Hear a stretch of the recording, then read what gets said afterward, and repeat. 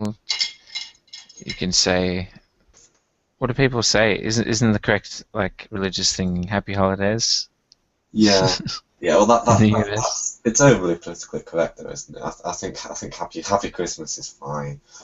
But what I meant was that DPR always has a phrase that he starts off with. But despite being on your DPR voice.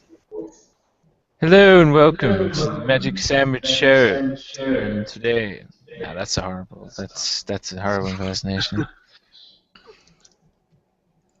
No, well, this is it's pre-Christmas. This is an early Christmas present in some ways, depending on how you want to look at it. Anyway, you want to start off with the terrorist attack then? Um, Okay, well, there's a lot of feedback going on right now, and it's hard to talk. I think. Hello. All right. Yes. Sweet. Okay. Cool. Yeah. Well, in Sydney, Australia, there was this. It's ridiculous. There's so much sort of backstory to this, but a man, um, like, held up a cafe, basically, a Lindt coffee shop in like Main Street of Sydney, and had like 19 people inside or something like that. And he had like I think he had a shotgun or a rifle or something, and he made all these threats and wanted all these things to happen, and he held up this Islamic sort of like banner in the shop window, and it was sort of a bit crazy. And there was a TV news station, Channel 7, has a lot of they had like a station across the street, so they had like cameras pretty like close by, so there was a lot of coverage of it. But there's some history of this gentleman. He was from an Islamic country where the embassy or the foreigner person involved from that country back in the 70s suggested that they weren't sure about his mental state, and they warned us basically, and we accepted him anyway. And he has committed a number of crimes since then, and he was on bail for I think it was conspiring to murder someone or something absurd like that. And I mean, this guy, there was a lot of talk, about anti-Muslim, sort of a lot of racial talk, sort of this sort of Aussie talk of like, you know, we're just gonna stick up for Australian values and you can fuck off, sort of thing. And then there's this, thankfully, this other sort of wave sort of pushback of this like hashtag I'll ride with you type thing, which was supposed to be like a thing for people who were Muslim and felt uncomfortable riding public transport, that there were other people who were there, like nearby on their phones, right there, happy to be on the train with them. Um, but yeah, I mean, how this guy got a firearm, apparently had I don't know how he got to get this person gets a firearm, but yeah, anyway. Anyone hear about that? well, did you say there was a second one, or was this the same one with the stabbings, or in the north? The stabbings is a completely separate thing. Um, 'Cause I didn't. There was nothing about. I mean, I watched the TV station, the TV news station, BBC News, Sky News, and there was nothing about the second one as far as I can remember. well, this wasn't a terrorist-related thing at all, but I just sort of wanted to point it out just for stark contrast in terms of what gets publicized, I guess. I mean, just because this was a Muslim man and just because this was like a terrorist so-called thing, yes, two people died, and yes, um, it was disrupting sort of daily life for people. But just 4 days ago, I think it was 4 or 5 days ago, a family of 8 children got stabbed to death, and the mother got stabbed, and she was in a critical condition. And I mean, I'm more concerned about that type of stuff happening in my society personally than the odd occasional delusional moron that wants to hold up a coffee shop. Um, I mean, our government is sort of a little bit conservative at the moment, and they're sort of using this there's fear that they'll use this sort of excuse to tighten up, security and make all these sort of bullshit racist sort of immigration policies and whatnot. But hmm. I mean, what do you think about? I mean, does this actually count as a mass shooting, or does it have to be 4 people that were killed for it to count as a mass shooting? Because you said there was only 2. Isn't a mass shooting defined as 4 or more? Or am I wrong about that? Yeah, I'm pretty sure it's something like that because we have gun related firearm related deaths still. I mean, they're few and far between, I suppose, but compared to, I suppose, the US where firearms are legal. Um, but yeah, we haven't had a mass shooting, which I think is considered to be 4 or more deaths since I think was Watergate was the name of it, or something along those lines back in 1991, and one of our prime ministers decided to. Everyone had to basically put all their firearms, and they got destroyed. Like everything was like that you could possibly get their hands on, basically. Obviously, a few people hold on to guns and conceal them, and everyone's honest, I guess. But it became outlawed, and a lot of them were destroyed. Um, since then, it's been very minimal in terms of yeah.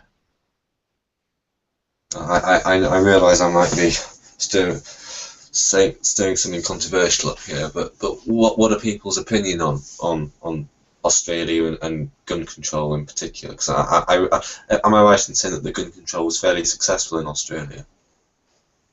Yeah, I think it is. I mean, I have absolutely no fear that at any time that someone has a gun. I mean, there are, you know, people who I suppose who might have guns, but I mean, there's just not, there just aren't shootings going on very often. I mean, yeah, I don't think we've ever had I think there was a student with a firearm, it was a one handgun, and they got apprehended. That was at a university about 3 years ago, from my memory, um, like in my state in Australia, Victoria, and there hasn't been anything of anything close to, I mean, a shooting at a school. My goodness, um, yeah, nothing like that.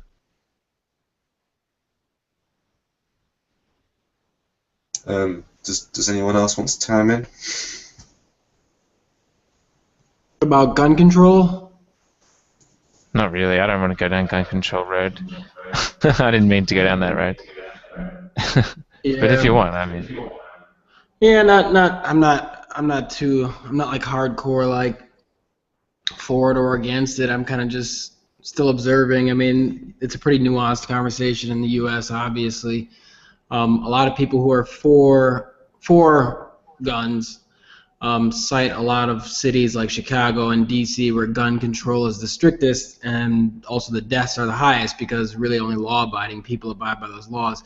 I think the problem with that argument is that the guns are already there. They're sort of saturated and it's easy to get them on the black market. So it's kind of a question of how do you get rid of them now that they're here. Even if you wanted to, I don't really see where you could because they're just so saturated throughout the culture. Like it's easy. I could go down the street and get, I mean, even an automatic firearm, which is ostensibly illegal. I could definitely get one relatively easy because the black market would provide that. But it's yeah. a pretty nuanced Yeah. conversation. Like I say, I don't have too many. I'm not completely informed on it. I don't own a gun. I've gone to a shooting range a couple times, but that's about it. I I don't was really have. interested.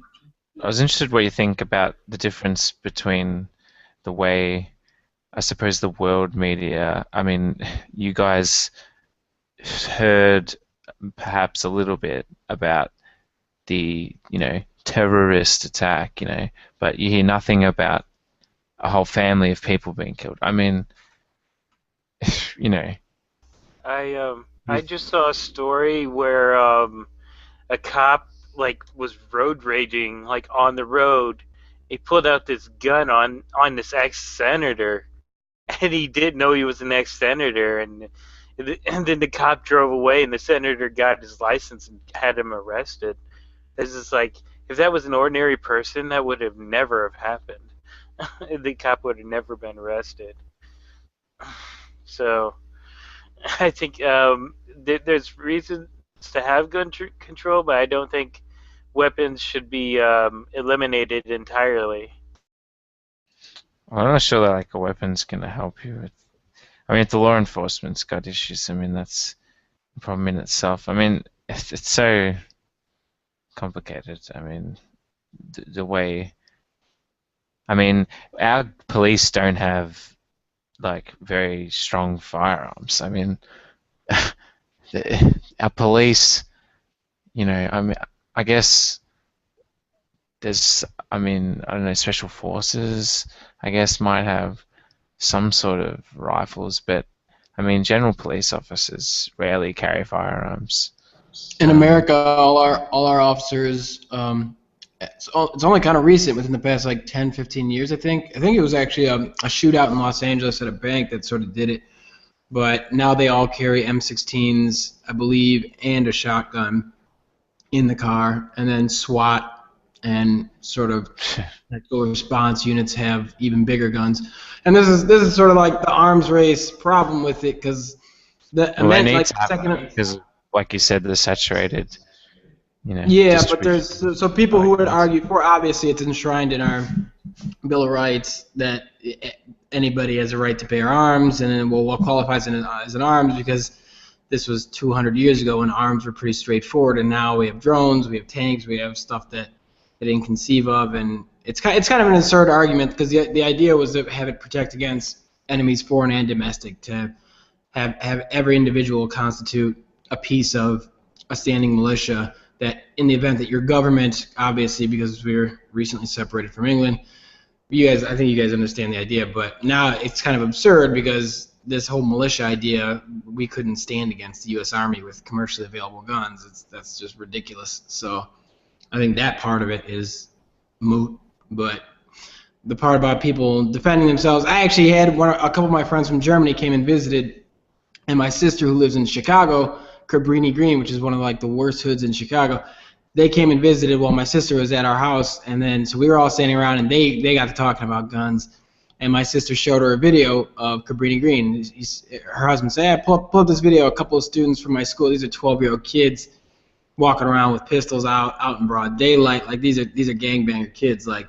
And then when it was over, her jaw was on the ground, because to her this shit just looked like the Wild West. Like she couldn't believe this was happening on, like, it looked like a war zone in Cabrini Green. But then I looked at her and said, now tell my sister she can't have a gun to protect herself.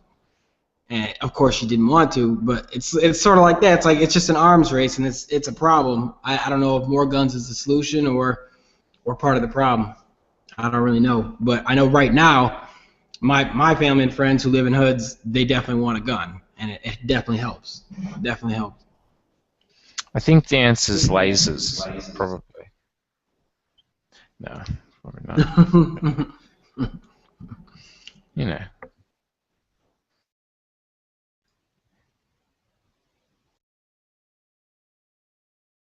I mean, in England, the police aren't armed. I mean, I think we do have armed divisions, but it's one of the least armed police forces in the world. I think I'm right in thinking that the Japanese police force are also unarmed. But I think your arguments for America are quite good. But at the same time, I wouldn't want to see a society that has no guns like England become. I mean, it's not that difficult to get in England, to be fair. But I think it would be a bad idea if England became like America.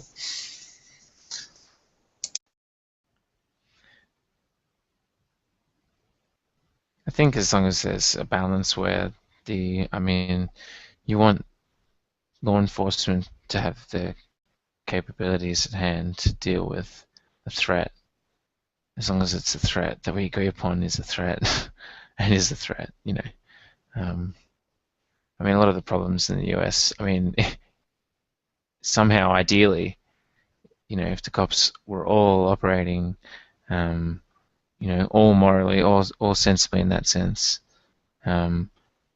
well, yeah, it'd be fine that they had better guns because, well, they can protect us, from a couple of nut jobs with assault rifles or what sort of weapons they Yeah, might I mean have. that's the Oh, thinking, but honestly, in America, the cops, my personal experience, the cops are very antagonistic. In fact, they're the last people I want to show up oh because they yeah, always no, escalate. that's what I mean. They escalate a situation. I mean, if there's a dispute or something like that, me and my friends are very, very, very hesitant. Unless somebody's dying, and then we'd call an ambulance, not a cop. I can't think of any time where I'm like, gee, I could really use the cops here right now. Like, they always make the situation work. For me personally, they're antagonistic, they're aggressive. I've had guns pulled on me over trite shit, like speeding. Granted, I was going really fast once, but not like a murderous offense. Like, it's not like it wasn't necessary to Yeah. pull a gun or have your gun drawn. That's just my general perception is that they just always escalate situations, and I'm sure obviously That's a separate issue, That's I what mean, they should deal that's with kind in of a relationship. that's just like a world, a completely different culture. I mean, so you would only call the cops if the situation was really bad, because it just seems like a different world away. Yeah. I've called the police a few times, and of course they don't have guns, and they've actually helped. I mean, there was one case where someone indecently exposed themselves, and I mean that's relatively minor, but it was something I still called the police over, and it was resolved in a very civilized manner actually. There weren't any charges, and of course, you perhaps wouldn't want there to be if it can be resolved without that. But I guess in your situation, you wouldn't want someone to pull out a gun for a relatively minor offence. It just seems and speeding. I mean, speeding. In this country. I mean, it's just ridiculous. Yeah, no. I mean, I think that the issue's got to be between the relationship between the police and the general public. I mean, I feel like at least in Australia, there's an attempt of sort of like a respect, sort of, I don't know, sort of like buddy relationship that doesn't sort of exist because, I mean, there's necessary evils that we understand exist, with like the fact that the police, to some level, seem to be revenue raising, especially when it's like they want to, dick you with a camera that they've parked, in a place, to catch you doing like 4Ks over a particular speed limit. I mean, you're not really. I mean, the idea is to prevent speeding, but I mean, financially punishing people. But it's sort of a necessary evil that I think that's sort of understood, and then sort of as long as there's a balance and they're there to protect in times of when there's violence. There's not a balance. No, there's not a balance. I mean, there's a growing contingent of people who Oh are no, I'm not obviously talking about the US. I'm talking about in Oh, okay, Australia. all right. I'm not. Yeah. Yeah. So that's it's totally not like. Well, I can see that it's not like that in the US, Yeah, yeah. especially from what you talk about. So. Honestly, yeah. Every time I've never been to Australia, but I've been to Europe, and all the police. It was like the ideal. It was what I would think of when I think of police. Like, they were helpful. They were public servants. They were very helpful. They were very polite. They were in no way like troubled by us asking them questions or being lost or, hey, can you help us? One police in like Sweden, they like escorted us, and my friends were like, yeah, what's the big deal? And my jaw was on the floor. I'm like, what? Like, they're like that? Like, they're like, yeah, they're the police. And I'm like, shit. Like, they were servants. They were just like walking around eager to help. And I'm just like, damn, like, yeah, I wish it was like that. Like, that was what I'd like more of that here. I don't know how we get there. It's the same here. I haven't heard about a cop in Denmark pulling his gun out and shooting someone in over 5 years. I haven't heard about that in the news. 5 years without killing or shooting anyone. You know what I would think would help is that they make it mandatory that cops are college educated. That'd be alright. That'd be fun. That'd be fun to see. Because think about it, you get these dumbass kids that right out of college that basically don't know anything, or right out of high school that don't know anything, and then they expect them to cram the law in their heads, and it really doesn't matter what their school grades were because they could give a shit. They just want a body in a car. And play cliques and groups and pick on out groups. But I don't think that would necessarily change that because in Scandinavia or most of Europe you don't need a high school education to even be a cop, and most of them don't actually. Okay. Yeah. Here in so- Australia, you can't join the police force here unless you actually have a certain amount of life experience. Yeah, it's sort of like you have to be at least it's older than 21, isn't it? Which is at least 3 years out of school. Well, out I of think high you have school. to be. This is from my memory. You had to be a certain age, or you had to have a certain amount of life experience post high school.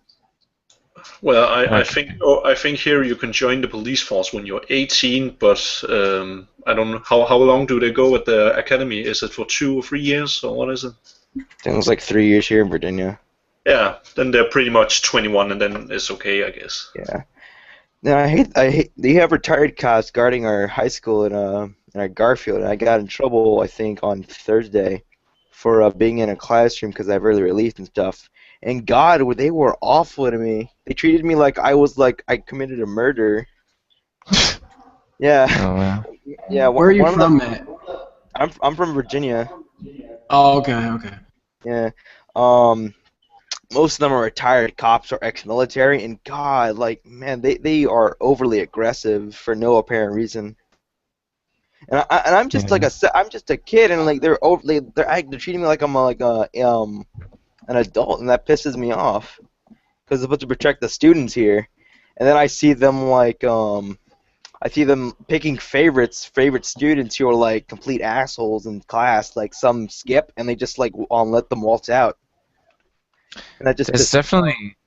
definitely there's definitely they hone in on particularly young drivers. I remember we have probationary license before your full license. You have to display P plates, and I remember being pulled over infrequently for no apparent reason so often. I mean, it didn't eventuate to anything most of the time, but if it put you under more pressure, like to have your car roadworthy and to pay your registration, and you know, to be sure that you're doing the right thing, basically. But then once your P plates drop off, you just almost become more invisible on the road, and it's just less frequent, being randomly pulled over. I mean, if you're just doing the right thing, which is It good. depends what you're driving as well. If you're in like a riced up Yeah. Mitsubishi Lancer, Yeah. then you're going to get pulled Yeah, over. modified cars, Commodores. When I owned Commodores and when I was driving a VL, I got pulled over so much. That was my first car. I was a Holden Commodore VL, and I just got pulled over all the time. And now I have just a sort of old Lancer, but just completely stock, and I just don't get touched.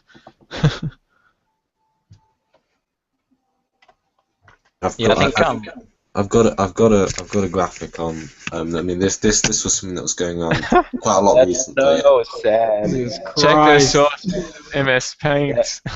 Oh But my yeah, God. I use MS Paint a lot, but there was this graphic was going around a lot. I mean, it was. Where are the citations? We need the citations. Yeah, you do this stuff just now This in is paint. ridiculous. I know. I'm being serious. We are putting it through peer review right now. Go on. But I passed yeah, the review. but these things all. I mean, I first read something like this in The Economist, so it was. I tried to find the Quantum exact. doesn't like the United States. It's clear by this graph. I'm not being biased against the US deliberately, but it is sort of quite startling, really, isn't it? How many civilians are killed by police in the US compared to many of the other countries. Well, there is a population mass index you gotta Yeah. But figure, It's- but I'm it surprised. is even if you even that at a positive, it'd be double or something. I'm surprised Australia even has that many on the graph, actually, to be honest. But I think one of the benefits we have here is that the general public are not walking around with potentially armed, so the police are not in constant fear of potentially armed aggressors being all around them. Yeah, not ready to pull the triggers of the weapons like it sometimes sounds like is the case in the US. Well, the way it tends to be reported, the policeman just shot a young child. It's like, how does that happen? Well, he's on edge. He thought he was going to pull out a gun, and he was actually pulling out, not a gun. Yeah, we definitely don't have that Yes. paranoia here. Well, with all of all this shit going on, it's hard to believe because only people that want to start a war do this shit. It's unimaginable that they would not, that they would keep doing this because sooner or later, they're just gonna get people killing them and shooting at cops, killing cops in the street because of their dumb shit. People won't stand up for this for long. They just did today. A story just broke where a guy in Brooklyn, where they were having those protests, walk up and shot 2 cops in the head. They're both dead. It just happened like an hour ago. Like they just walked up to 2 cops in their cop car and just shot them. And they're both dead. Oh wow.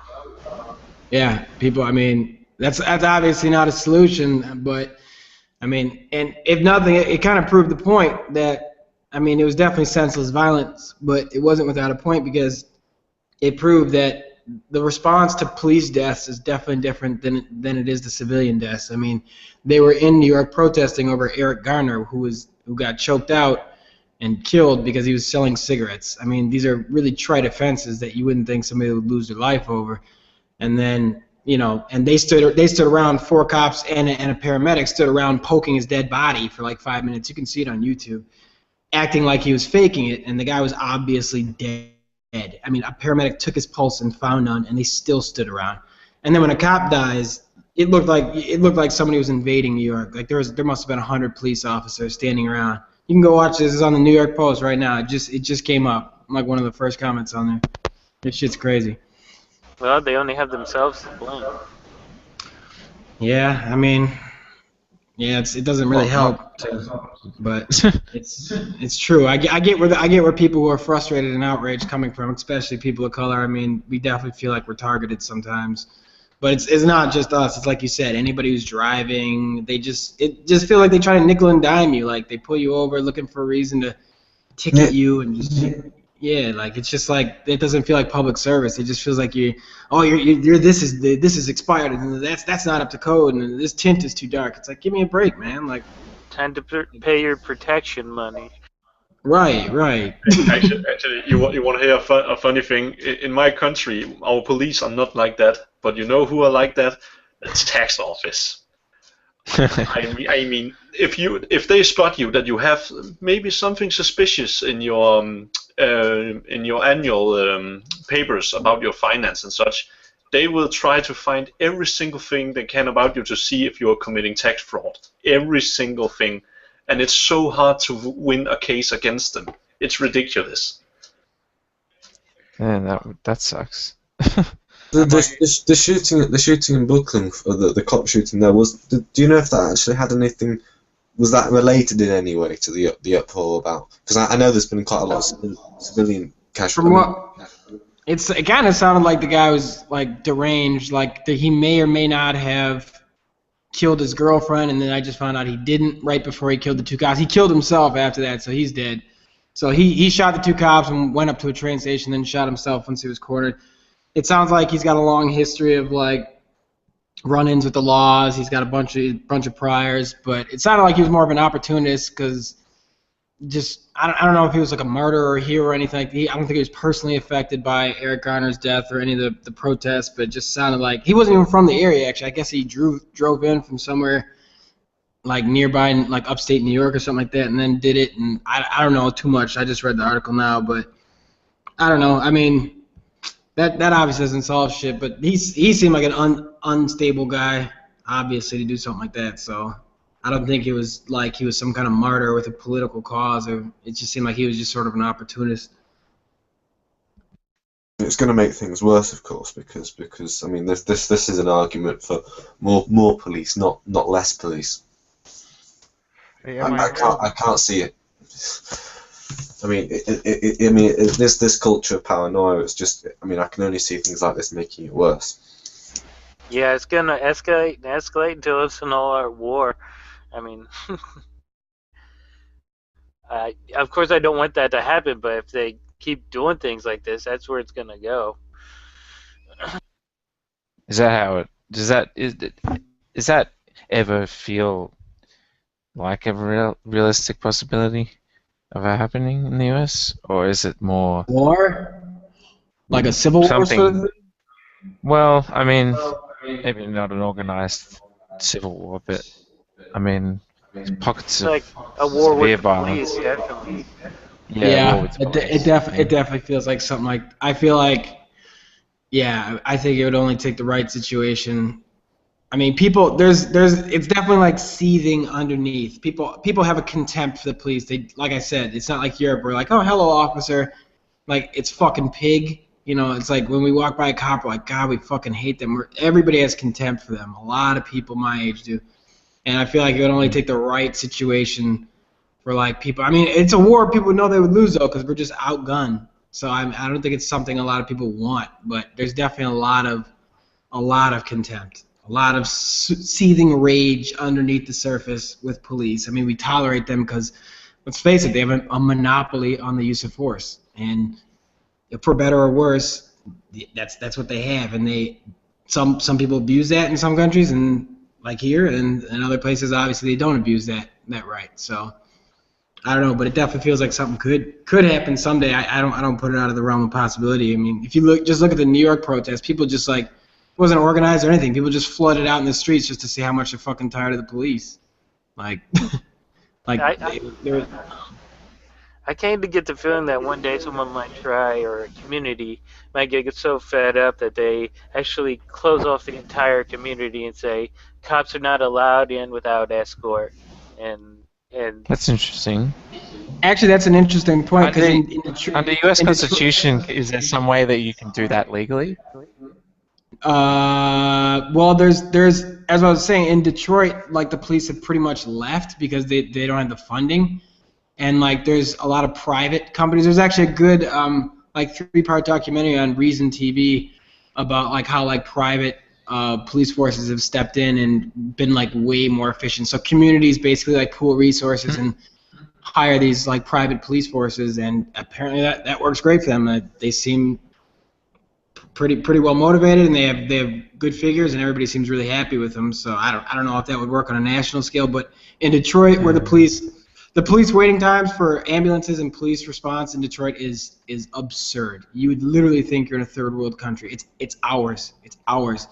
They're not even open at regular hours. They have ridiculous hours where they're officially open, and even when they're officially open, they don't respond. They put you on hold. Like, it's crazy. Detroit is the closest thing I think we got to a fucking war zone in this country, for sure. For sure. At least you still got the auto show. The auto show. Yes, well, I can take solace in that. You know, once you get past resolving things with words, once you get past that, everyone loses. There's no winner. Once you get past resolving things with words, you've really got nothing left but might makes right. And what kind of method is might makes right to reach an ethical outcome? that seems to be the problem, that no one's neither side is trying to resolve the situation or trying to get involved in any way. They just seem to the police seem to just don't fucking care about the communities they're serving, and it's a shame because they're fucking servants and they need to be reminded of that. Yeah, it's certainly needs, I suppose. Yeah.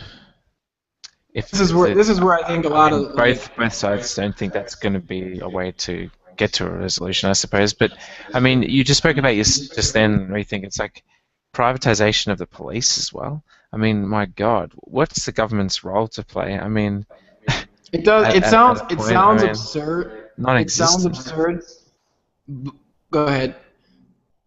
Oh no, I'm done. No, yeah, the privatization of the police, that struck me as like really bizarre too at first, but when you think about it, I mean, there's the privatization argument holds a lot of sway from. We have a growing contingent of like libertarian. I don't even know what they would be, far right considered, probably to you guys, but I think some of their arguments are pretty persuasive, especially with regards to services like that. I'm not sure if everything could be privatized, but I think that might be one where it's counterintuitive, but the evidence suggests that it's pretty good. The police have very low approval ratings, and if were there to be any business with such approval ratings, they wouldn't be in business very long.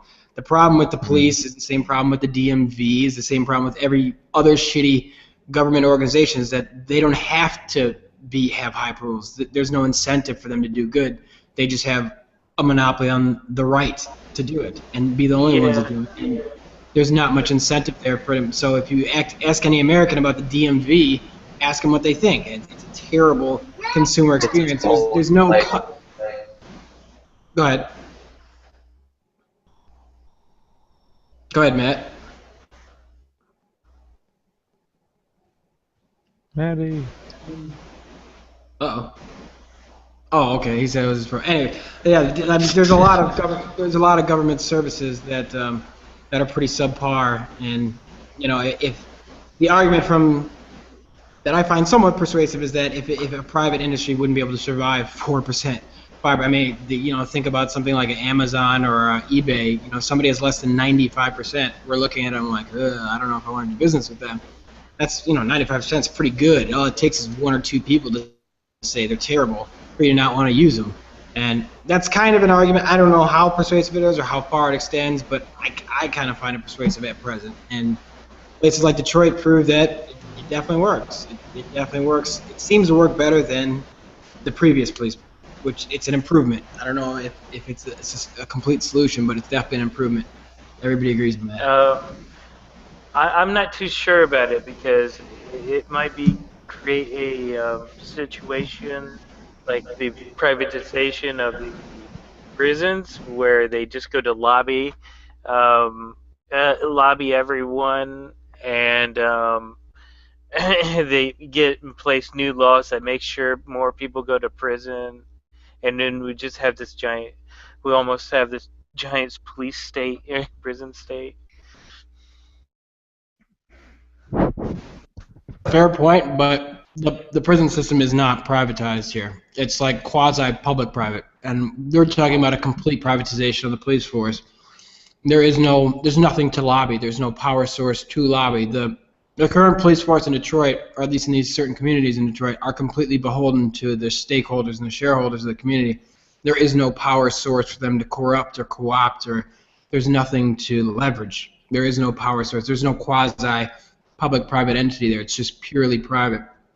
Would I be right in saying that these are fairly small communities? Am I hearable? Yeah. All right.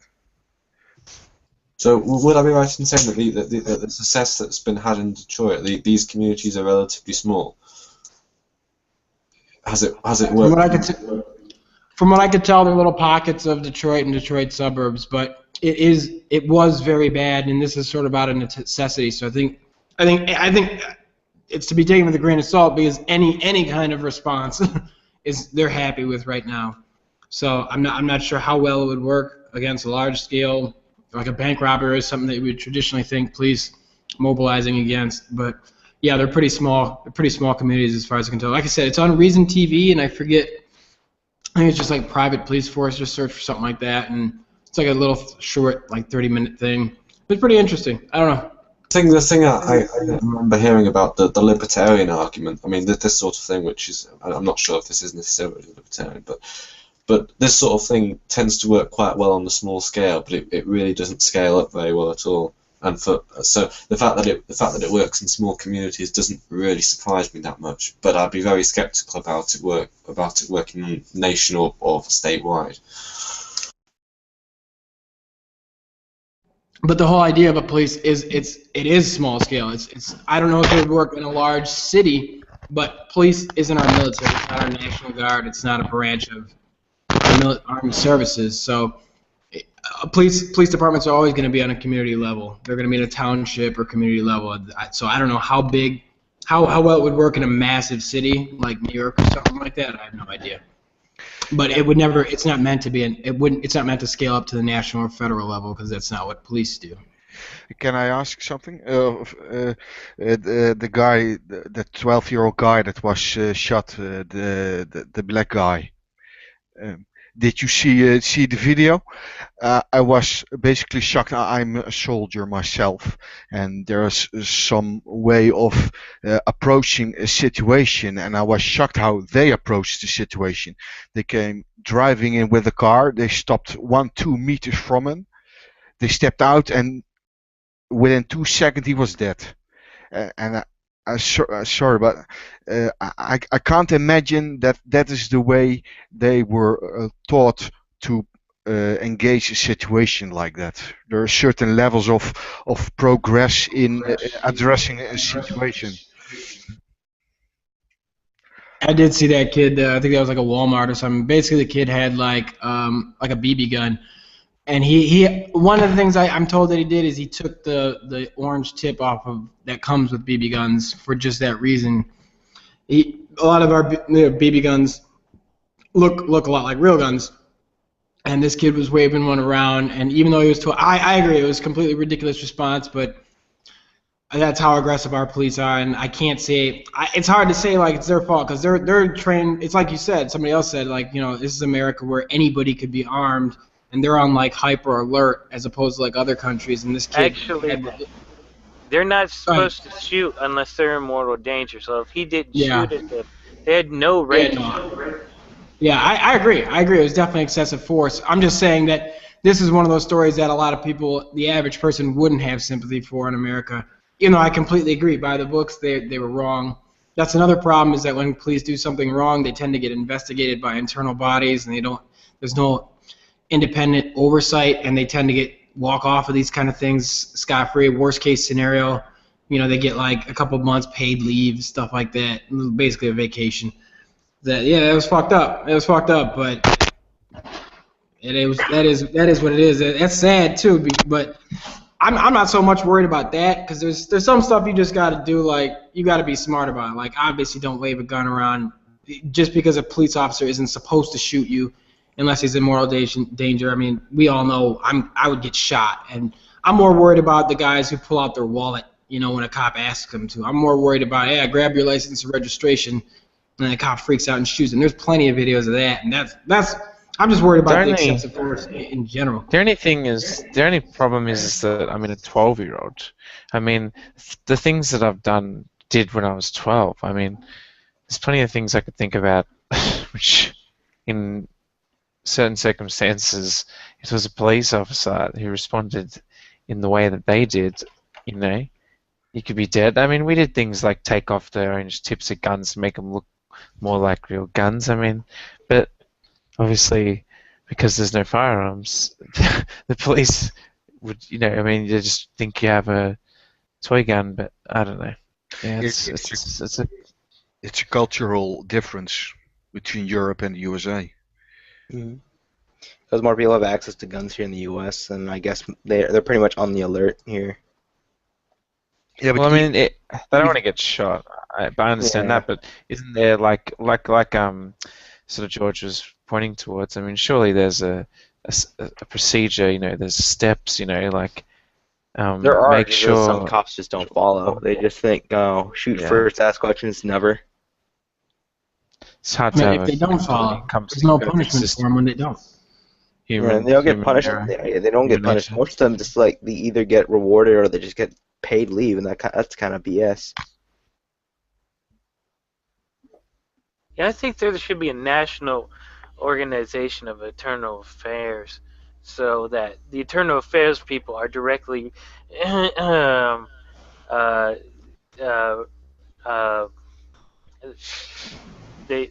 authorities. They're directly they're not monitor. the police Police. force isn't directly in charge of them. The Internal Affairs, the National Internal Affairs, will be directly in charge of them, so they didn't answer to the local police force. And I don't think they should even be in the same fucking building, for that matter. If you have a problem like in the USA where more people die by police violence than people die of civil wars in some other countries, then I think that would be a good idea, yes. There has to be an organization to control and monitor it, because it's obviously so many people die in the USA by violence, gun violence, cop violence too. And of course, not all shootings are bad shootings. I'm sure there were some shootings in this year that were justified, but you just have to. Perhaps it's a silly example, and that's why I also said it's a cultural problem. But just look at cop shows, I say, on TV, and see how they act and interact with each other. And I know I can't imagine living in a country like the USA with where the cops act in such a way. I can't imagine that. It's Since I mean, I love my country, but I'm definitely ready to leave. I'm trying to, like I told you before, I'm trying to go to Germany. So I mean, I love the country, but they're definitely a force that you got to deal with, and you got to be very careful. It's not just black men either. A lot of black people like to play it like it's just us. It's anybody. If Dude, any, Hispanics were worse. was that? Hispanics are worse here. Like police, I was walking on my way home last week, and a police officer walked up to me trying to talk to me in Spanish. Say, "Where are you going? Where are you going?" I said, "I'm going home." He said, "You carrying any drugs on me?" I said, "No, I'm not." Yeah, I'm just walking on my way home because I walked from my school's pretty close to my house, so that's weird. They're really mean at Hispanics here because it's more dense here. Yeah, but it's not not just Hispanics, white people, anybody. If you move too fast, if you go to reach for your glove compartment too fast, I mean, yeah, I could definitely, any one of my friends could get shot, any one of them, all colors. But there's actually a lot of power in our rights. Like we have rights. Like if like a cop came up to you and said like, you carrying anything? You don't have to answer them, but you know, if you start playing that card, like you don't even gotta say I know my rights. If you just demonstrate that you know your rights, then they get on you even more. You know what I mean? Like they're on your ass even more. Like, oh, you're a wise guy. Like, Yeah, I've seen some videos on YouTube when a guy is sitting in his car and they're stopped over by the police. The police has to have a reason, and I think there is a crime going on in order to be able to search the vehicle.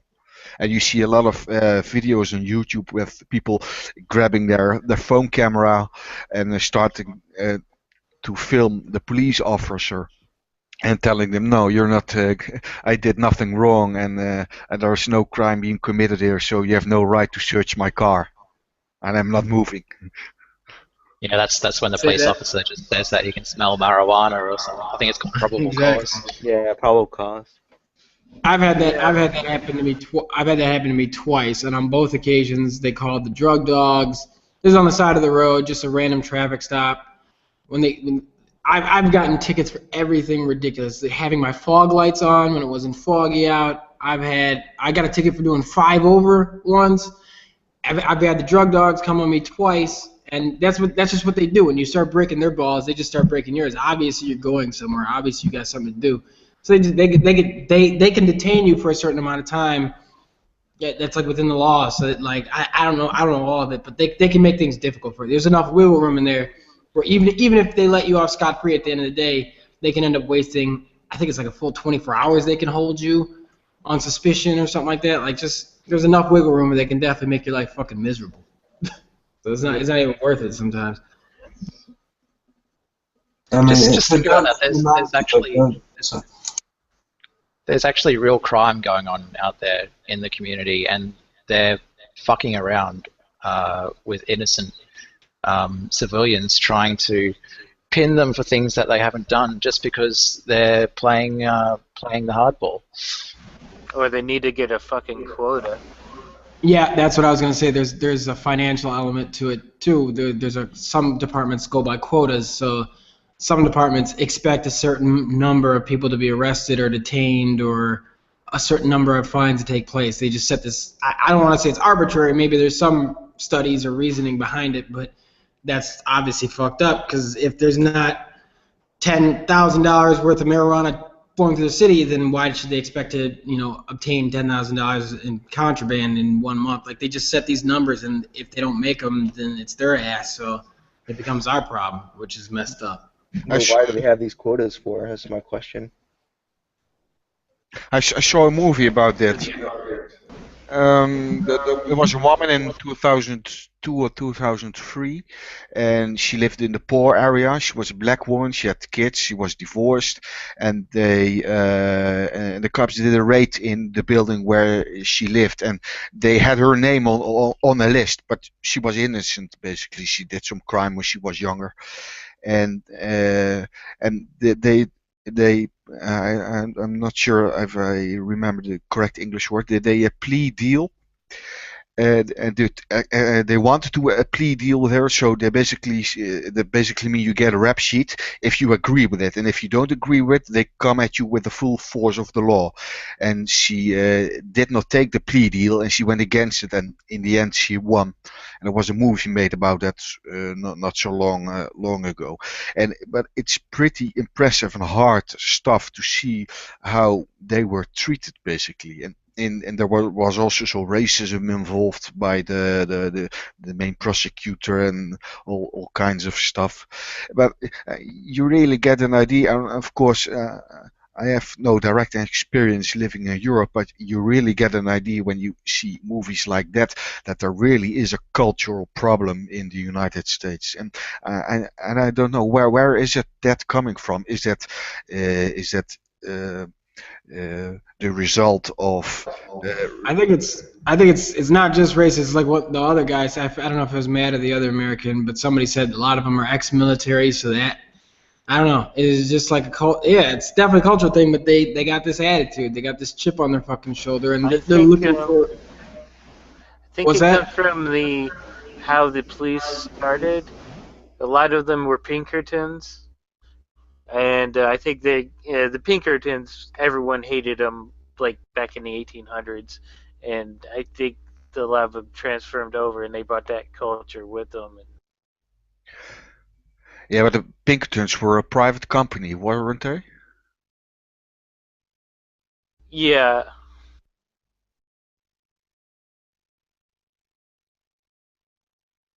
Where it comes from. Oh, I know the way it is. I mean, you could probably speculate all day about why it is the way it is, but I know right now cops, even in big cities where they've obviously got better shit to do than get parking tickets, they're looking for a fucking reason. They're looking for a reason for somebody to get lippy.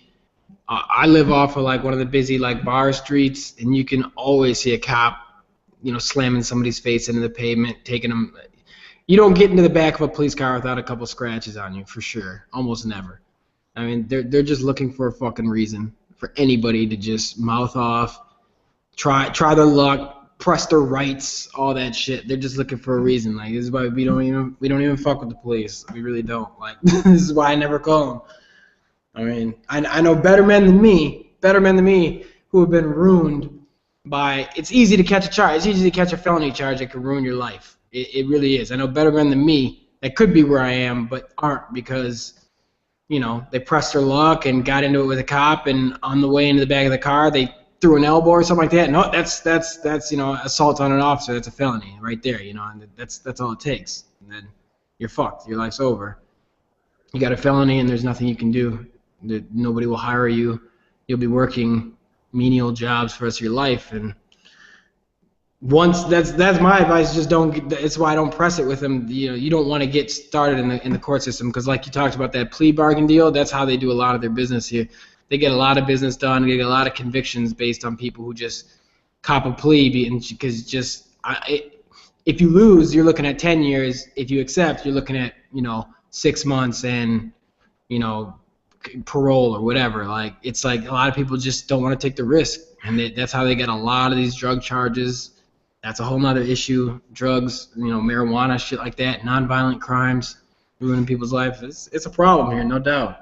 But the Police problem, force is definitely one of the things I'm most ashamed about in my country, for sure. yeah, but the downside, of course, when you take a plea deal is that you got a rap sheet and you get the same problem what you just said. Nobody will hire you. And the woman in this case, I think it was in Florida where that took place in 2003 somewhere. Uh, even during the process, nobody would hire her, and she had to bring money on the table for her kids and stuff like that. But just because the cops went to the place, she went to work in a restaurant as a waitress, and the cops came over there and talked to the boss, and the boss let her go. She still hadn't done anything wrong, so it's just because the cops were fucking her, basically. Granted, I have cops in my family, and I don't know. You could say that about anybody. There's enough of them are though. Too many of them are. Too many.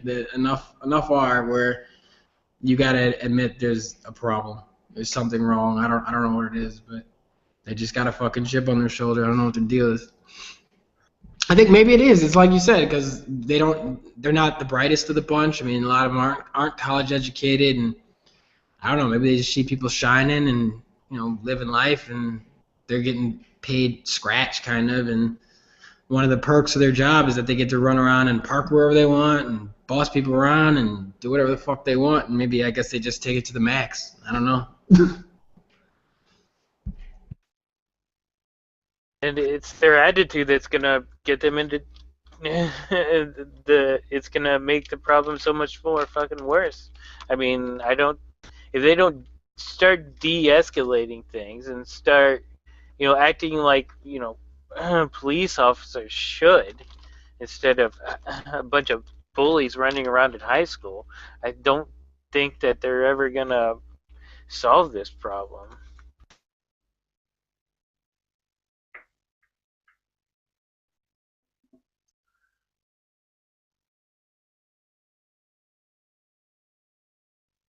I mean, oh, I just wanted to say that maybe we should just, start asking cops what's wrong with them. It's like that'll put them on edge. Is this all over America, or is this it's just in some states? I mean, 'cause if I started saying this stuff about the police in England, I would be accused of being a conspiracy theorist. It just sounds so alien to me. But different culture. So, is this? Do you think it is, or is this in the whole country, or is this just confined to some states? Would you say, or worse than others?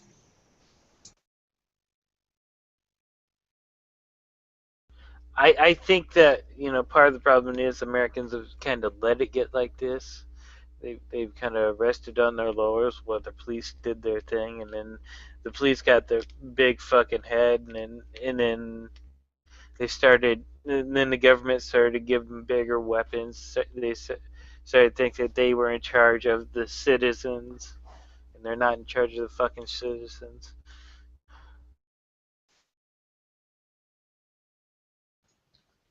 I'm not sure. Yeah, it's everywhere. Completely in the US, but yeah. Well, I can imagine when you live in a country where the citizens got bigger guns than the cops, then the cops will perhaps naturally be a bit on edge when they're engaging in a situation, and perhaps that's the reason why they tend to be so aggressive, because in the past the citizens came out with the bigger guns than they had. Because I remember a few decades ago there was this whole discussion in the United States where the cops basically only had revolvers. I think that was in the 1970s, 1980s, only had revolvers, and then suddenly there was a group of bank robbers that came out with machine guns, and the cops only had hand pistols in their cars and shotguns, and they couldn't do anything against these criminals. And that's when you started to see the police scaling up their own firearms, because they had to have bigger guns than the bad guys, the real bad guys. It doesn't help the situation, of course, but perhaps. Well, your average officer walks around with a pistol on him and a shotgun, either a shotgun in it or a rifle in his car, But the shotgun and rifle is in his car, and the pistol is on his hip. But I don't think that's the problem. They say that's where it started, but it's the overall attitude problem. That's the real problem, because the cops do not respect the citizens, and it's a big mess.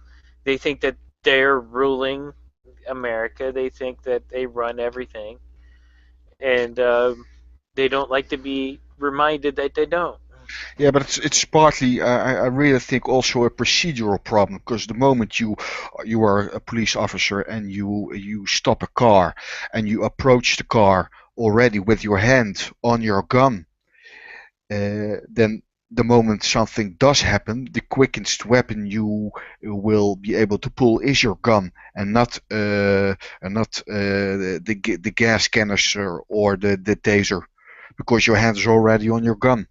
So that's the weapon you're gonna pull, and that's part of what I see may be a problem, because it may depend on in what state or what city, and perhaps all those police procedures are not synchronized, and all police departments have different procedures in approaching these kinds of things. But that could also be a problem, pure procedural.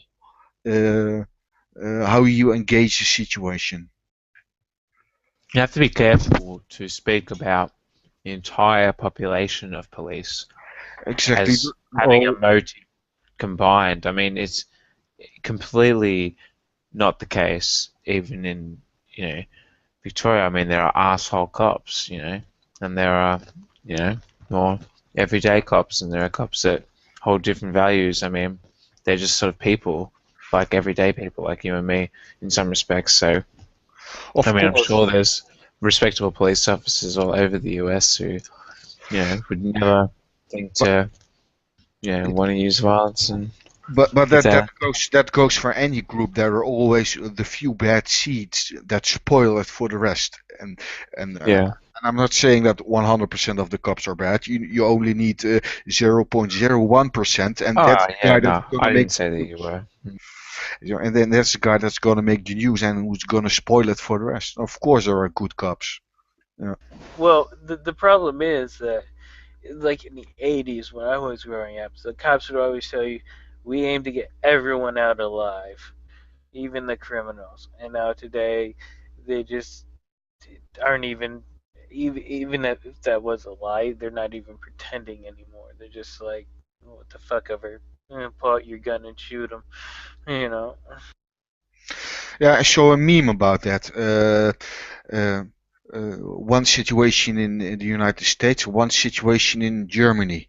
And the situation in the United States was, this is the bad guy with a small knife, shot 40 times dead. And then the situation in Germany, the bad guy with a large knife, shot one time in the leg. Problem solved. Yeah, I mean, shooting non-lethal shots. I mean, trained officers with the firearm.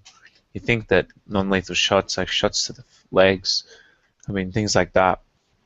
I mean, surely, I mean. And I can understand that you shoot at the body, because that's a larger target and it's more difficult to shoot at limbs, because I've done that on the firing range myself. It's easier to hit the body than the arms or the legs. They don't shoot. However, they don't shoot. Go ahead. Oh, I was just going to say that there's a bit of on your microphone. there's a bit of concern about the way they dealt with the terrorist situation um, that happened in Sydney, where they had plenty of opportunity where the police could have shot the guy. He was in clear view of open windows a number of times throughout the early parts of the day, and they chose not to shoot him or like take him down or do anything like that. They decided to instead um, wait and to negotiate with him, and then wait until the wee hours of the morning and sort of storm into the building. And there's a lot of talk that, you know, I mean, why did they go about it that way? I mean, why didn't they just shoot the damn guy? I mean, you know, Well, that's sort of. it's an approach, but I can imagine if you wait 10, 12 hours before you engage, the guy will be tired. Yeah. I was gonna say here, at least with the shoot to injure thing, it doesn't seem like police even try. I mean, they've got non-lethal, like they got the taser, they got all that shit, they got pepper spray, they got a Batman belt full of shit. It seems like the first thing they pull is their gun, and they almost never injure. Maybe it has something to do with our like litigious culture. And if you like injure somebody and leave them alive, they might be likely to sue or make a fuss or take resources from the department. It's in some protracted legal battle.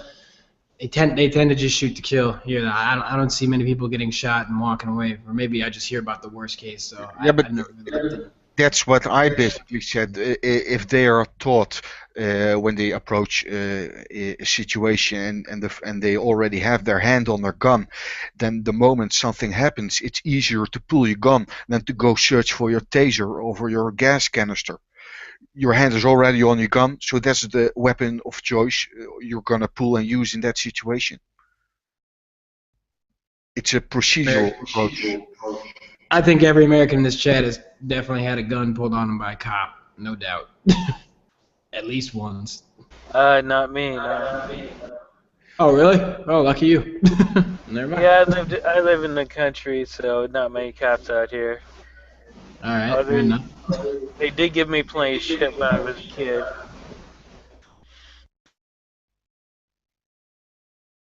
That's for sure. Yeah, I was telling George before you came in, I was telling him just stuff like speeding. If you're going really, really fast, like I was, the cop came up on my driver's side window with his gun drawn. I don't know why. Like, I guess I don't understand it. But he had his gun out he was ready for whatever, I guess. But A fan that of was John the Wayne. first.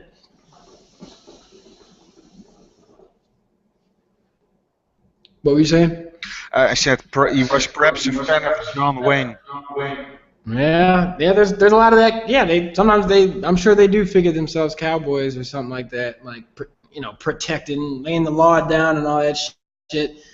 But you're out there, pulling over kids who are speeding on the highway. Is not even that deep. Like you don't even need to pull your gun out for that shit. Like we're not on the Mexican border, like trafficking shit. Like we're not in a high speed chase.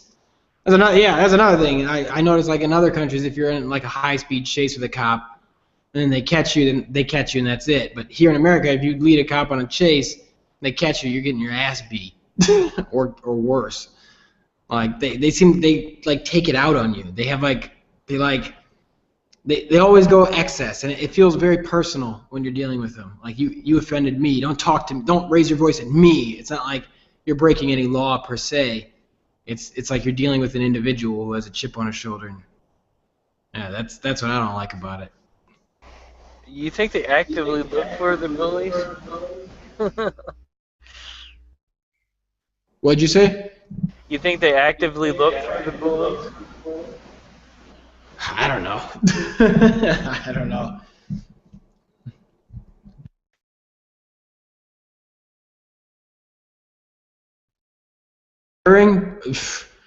Somebody told me somebody told me, I don't know if this is true, but they actively look for people with lower than average IQs. I have no idea if that's true, or maybe that's just like one of those urban legends, but I wouldn't be surprised. I mean, I don't know. It doesn't seem like they punish the bullies though within their ranks. There's what do they call it in America? The blue line or whatever they call it. Like you never cross the blue line. That's like basically where you just always defend your cop brothers, no matter what. And that's fucked up. One of the things I also don't understand of the United States that you elect your sheriff. In most other countries, everyone in the police force is a professional person, and you may see a sheriff in the United States being in service for decades, but it's always an elected position. I can understand it from a historical perspective, but in these modern times, I cannot understand that you elect somebody in such an important position.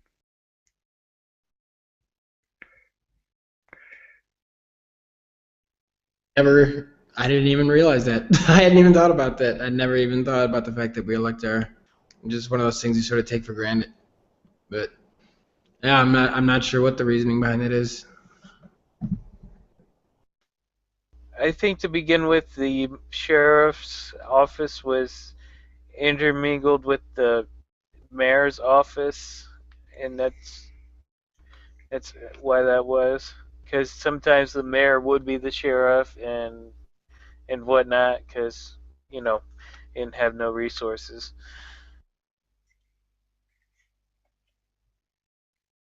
Though, because I just heard in LA, the LAPD is probably among our nation's, along with the NYPD, they're among our nation's most scandal-ridden police departments. Maybe it's just because of the sheer size, or maybe it's because they have a history of, the Rodney Kings, shit like that. But they actually just got mandated to they're going to be wearing body cameras now. So I think that's a huge plus, because I think everybody's on their best behavior when everybody's being recorded. They always had the the dash cams, they always had that.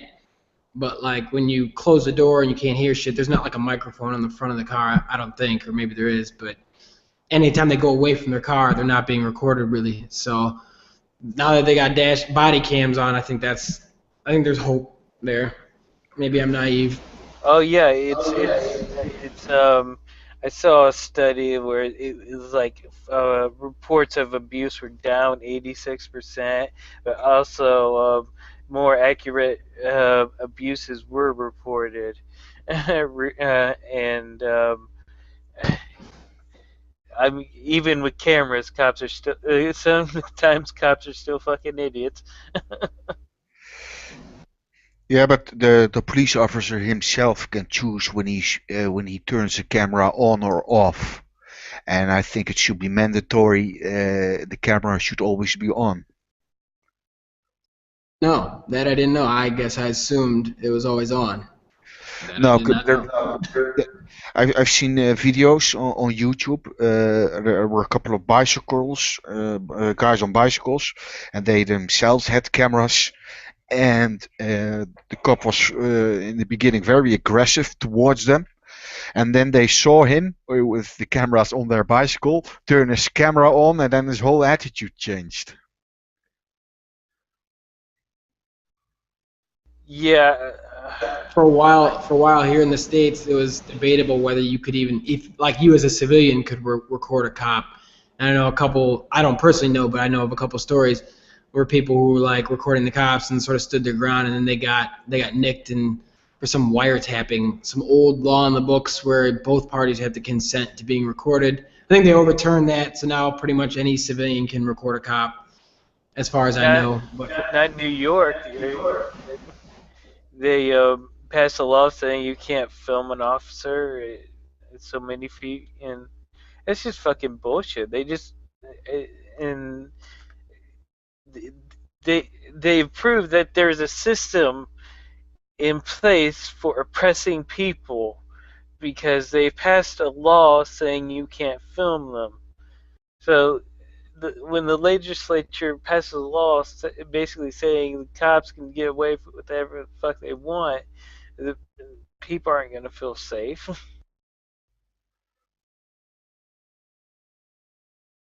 this is why when I say like I'm ready to leave, that's when the first response is, well, if you don't like it, leave. And then like I'll be like, all right, yeah, I do want to move. And they're like, oh, you're not gonna stay in you don't believe in democracy. Like I'm not picking these little ass battles. Like I'm just trying to fucking live. And I don't feel like I should have to worry about like my public servants shooting me in the back because I reached for my glove compartment too fucking fast or something like that. Like I don't have time for like little stupid shit like that. I'd rather go somewhere where that's not the case, even if it means, whatever trade-off that, Germany has that America doesn't, and vice versa. Shit like that though makes me not want to be here. Like definitely, police is one of the motivating factors for my desire to leave this country for sure. Hey, Germany banned Scientology, so they can't be all bad. Hey, there you go. It's actually pretty authoritarian, though, isn't it? To ban it from even being able to exist. What, Scientology? Yeah. It's considered a cult. Yeah, but still, to Quantum's point, it is kind of authoritarian to just outright say you can't have your religious views or whatever, even if cultish views, whatever, even if they don't infringe on anybody else. Well, I think the distinctive thing between a religion and a cult is that the cult is unhealthy for society, therefore we don't allow it. For me, every religion is a cult. Some cults are just a few billion people large. Oh, well, me too, but it's more of an immediate threat. The difference as far as things go, though, I mean, Scientology is really not. I mean, compared to a lot of other things, I mean, what about things like the Ku Klux Klan? I mean, far worse than the Scientology. I'm not sure if the Ku Klux Klan exists in Germany though, but then again, I didn't know whether the Scientology did, although I suppose they exist in most places. But I mean, it still seems pretty authoritarian to actually ban. It just seems like anti-freedom of speech, really. I didn't realise that they banned Scientology, but I did know that Germany has banned the swastika. Basically, you can't display the swastika in public, and fair enough. It's a pretty horrible thing, but of course the swastika predated the Nazis anyway, and the big bit. I mean, I think it was wasn't the swastika supposed to be a Jewish symbol originally? I don't know, but Chinese. It goes further back than Judaism. You can see a lot of Hindu temples with swastikas in Asia, and basically it's a symbol of peace. And Adolf Hitler took that symbol and he turned it 180 degrees, I think, and he misused it. Yeah. The swastika goes back before it predates Judaism, for sure. I mean, Holocaust denialism is also illegal in Germany. Yeah. I mean, again, obviously Holocaust denialists are idiots, but it seems a little bit extreme to actually make. Well, I think the reason they've done it is because they just want to make sure that nothing like that ever happens again. I think it really wants to move on from that shit. They really don't want any. They don't tolerate any kind of. I think like any kind of literature about it. Like they're real strict about that one subject. I think they just really want to fucking move on from that. Well, it's true. Those kind of organizations are banned. But of course, you will still have Nazis in Germany and people who hate people of other skin colors and religion. I remember just after the wall fell, halfway in the 90s, we were on a military exercise in Eastern Germany, and we had a weekend break, and they warned us if you go into the city, especially you, and they pointed to the black guy in our unit, don't go out in the city alone or you will be attacked. Because in Germany? Yeah, especially I don't know what the situation is now, but after the communism fell, Eastern Germany had a lot of neo-Nazis. It was basically a replacement of ideology. Communism fell, and people wanted to act out, and neo-Nazi organizations grew. Not officially, because they officially can't exist, but you can't prevent people from having certain ideas. So you will have neo-Nazis in Germany, just like in any other country. Yeah, I'm sure there's a few, but I'm sure there's also, a lot of more tolerant people nowadays because Yes, yes, that's why I politically said in the early 90s, because in the early 90s there was a lot of unemployment in Eastern Germany and a lot of youth that had nothing to do and but sit on the street and talk to each other, and that's one of the breeding grounds for ideologies like that. So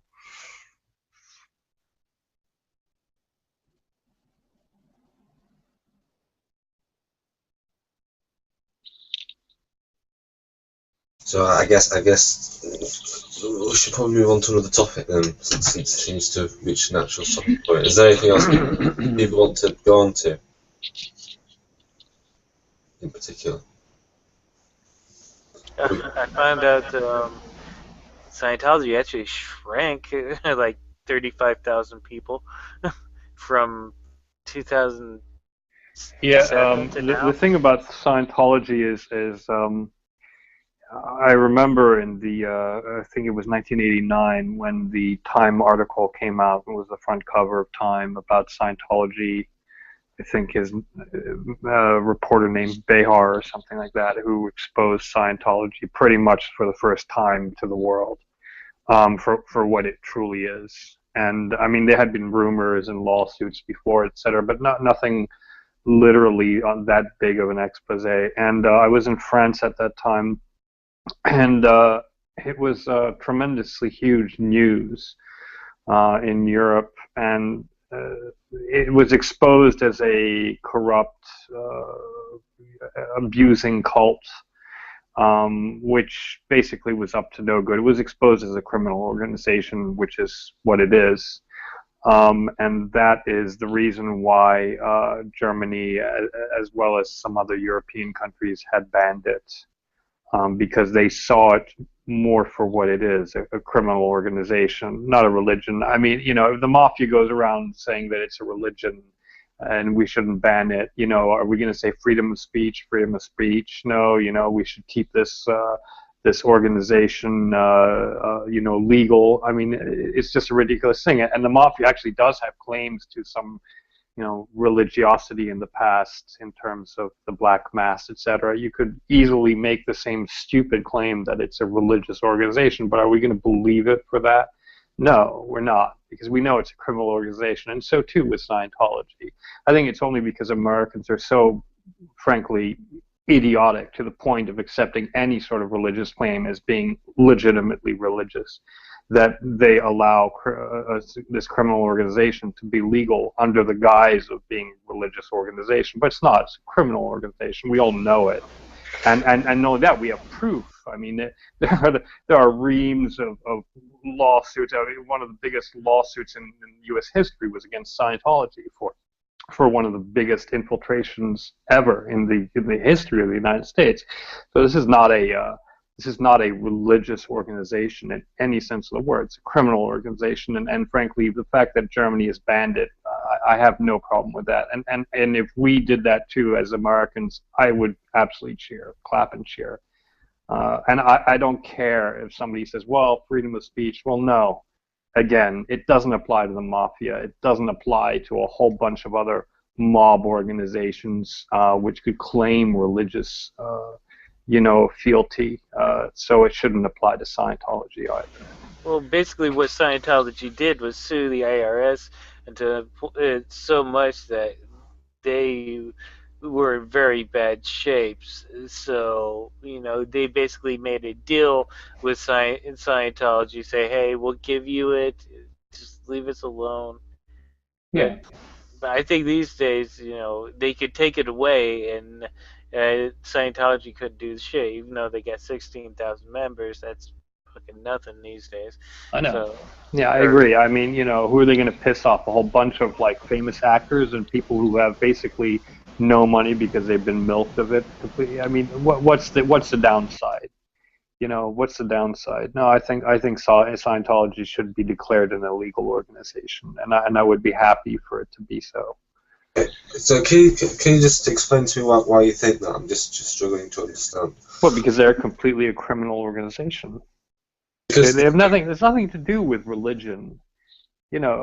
again, what do we know about Scientology? What has been absolutely, proven by reams of documents about this organization is it uses bullying tactics to the point of abuse for years and years, to milk people for their money, and to sever ties with their families, and to abuse them in horrible ways. I mean, physical abuse, mental abuse. It's a criminal organization. But we know that there's been horrific abuse that's gone on in the Catholic Church, for example. But is that a justification? I agree. But I agree. I Catholic Church, absolutely, and they should be made to pay for what they've done completely. But the overall goals of the Catholic Church, never mind the problems even higher up, but the overall goal of the Catholic Church is not to imprison people and physically abuse them and cut them off from ties from their family, and literally like send spies out to people to discredit them, to humiliate them. And this was actual policy. This was actual policy of Scientology. You cannot compare, as much as I hate the Catholic Church, you cannot compare the Catholic Church policy, their overall philosophy, with that of Scientology. It's just completely different. I tend to agree with him, because it's just Scientology is such a criminal organization. They're not even allowed to sell. Churches aren't even allowed to sell and make profit, but Scientology does it anyway. They're literally I mean, look. The whole thing is set up for profit. It's set up for milking people for money. It's set up to have complete power. The one thing about the church, you could say a lot of bad things about the church, but it does actually go out and help the poor in a lot of ways. I'm not saying that I'm necessarily agreeing with their tactics, but that is one of the things that the church has been doing for over 1,000 years. It's undeniable. A lot of the donations that people give to the Catholic Church are given to a lot of worthy causes. There's no denying that. I'm not saying that there hasn't been abuse, but the overall philosophy is we're supposed to help people. Okay, that is not the philosophy of Scientology. You can go and become a Catholic for free. You don't have to give money. You don't have to give anything. You could just go and become a Catholic. To be a Scientologist, you have to pay and keep paying and keep paying, and they keep milking you for your money. And if you can't pay anymore, they do horrific things to you. That's not what the church does. If you can't pay the church, they're not going to follow you with spies. They're not going to cut off ties with your family. They're not going to raid your bank account, as they've done with some people. They're not going to lock you in a room and abuse you.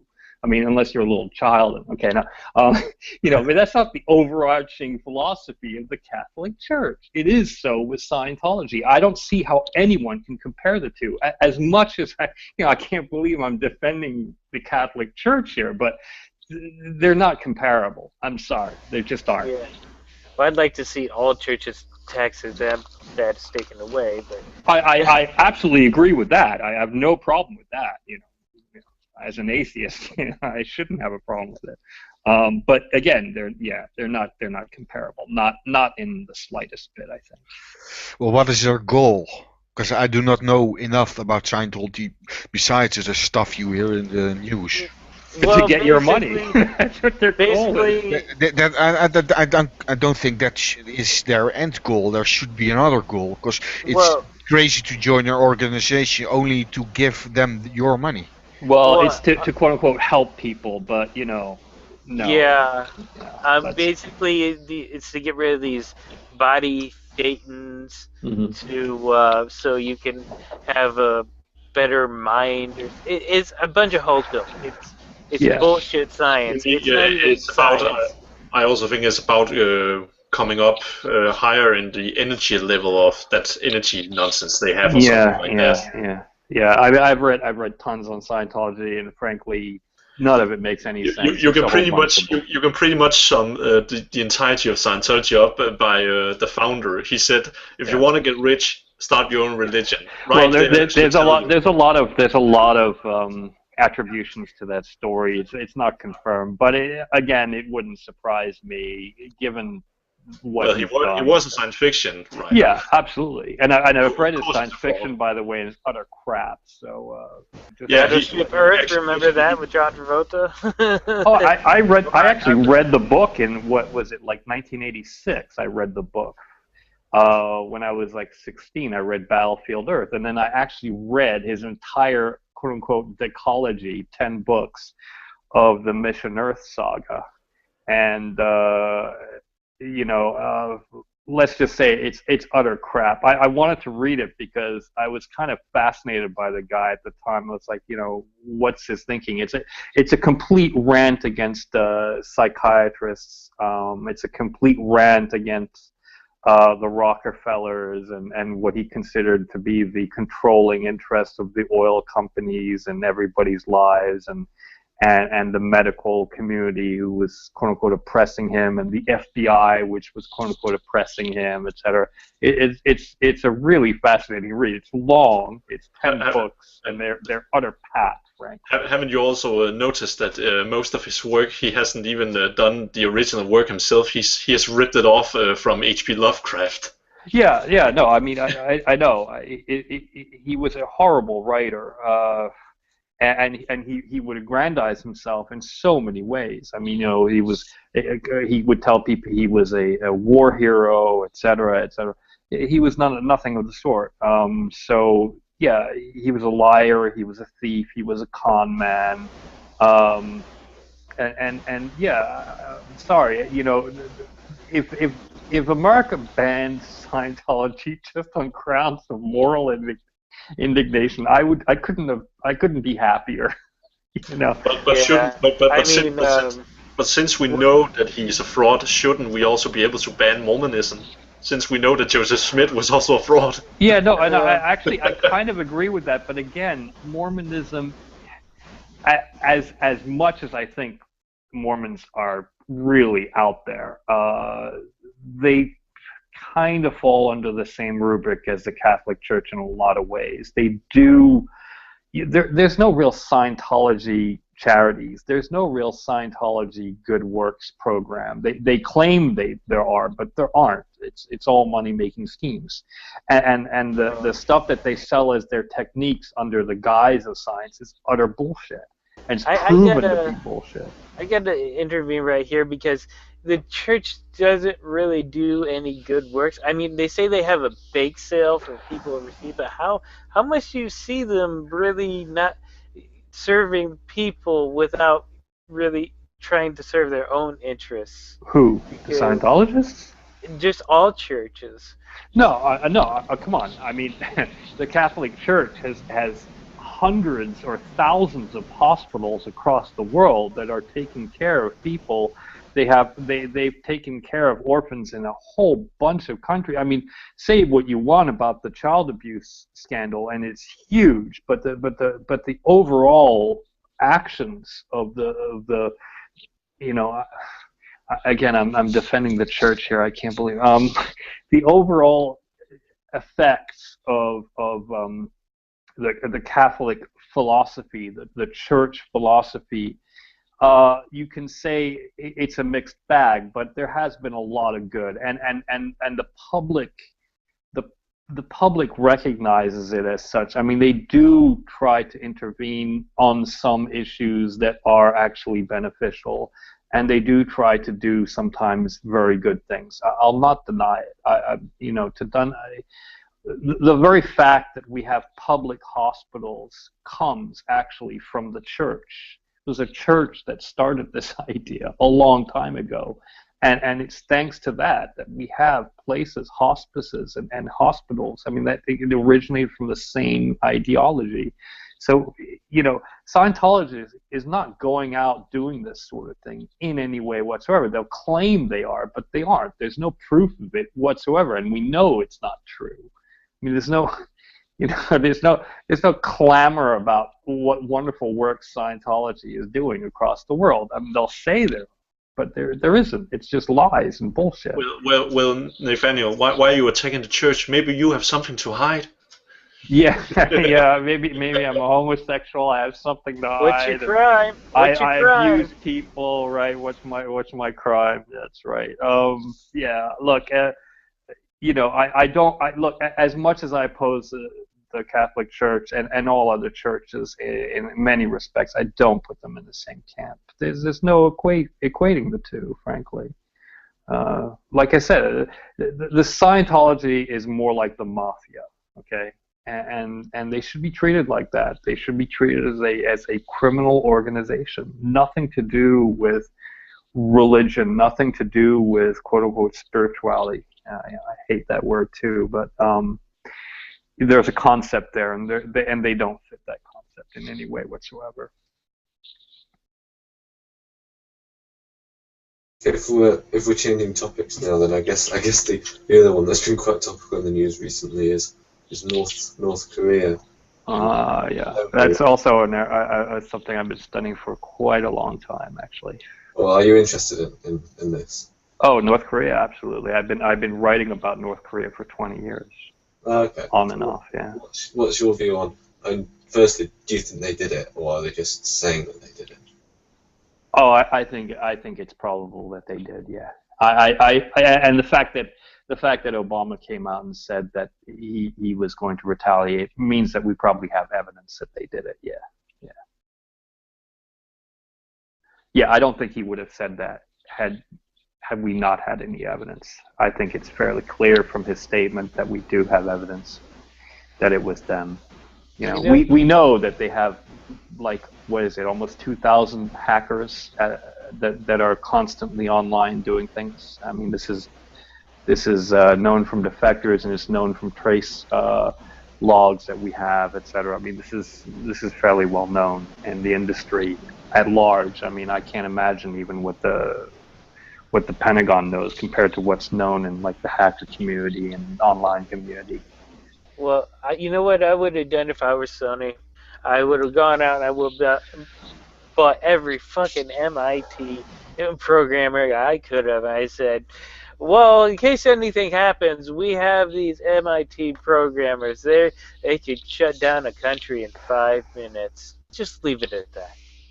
No, I think what Sony should do is not do that. They should literally get some hackers and empty out all the bank accounts across the world from the top tier of the North Korean elite. That would send a message. They would be fucking broke, and that would be a beautiful thing. That would be beautiful. I just don't see Sony being the one to do it. But I'd actually be interested to get Nate's opinion on this, because I don't know a whole lot about North Korea. But are they posturing? Do they really want a problem with the U.S.? Do they really want a war, or what would be the fallout of that? No, they actually don't want a war. The thing is that they are always playing brinksmanship. So with them, it's a point of honor and shame. So the movie, which was going to come out, they saw as really shameful towards them. It's a shame culture. So to them, it was as if you slapped their leader in their face, physically slapped him in his face, and so yeah, they were going to do something about it, because remember, Kim Jong-un and Kim Jong-il, they're worshipped literally as gods. Okay, people say it's an atheist society, but it's not at all. They have nearly a trinity, like Hitchens says. Yeah, absolutely. The Father and the Son. Yeah. Yeah, it's literally a worshipping society of their leaders. There's no other way to put it. I get that, but what do you think would be the fallout of any kind of kinetic or military action between the U.S. and North Korea? It would be a disaster. It would be a disaster if we went to war with North Korea. I actually started writing about it when the crisis happened with Clinton, and Clinton was actually going to bomb North Korea, and Jimmy Carter stepped in at the last minute and basically deferred the entire thing with his quote-unquote peace plan.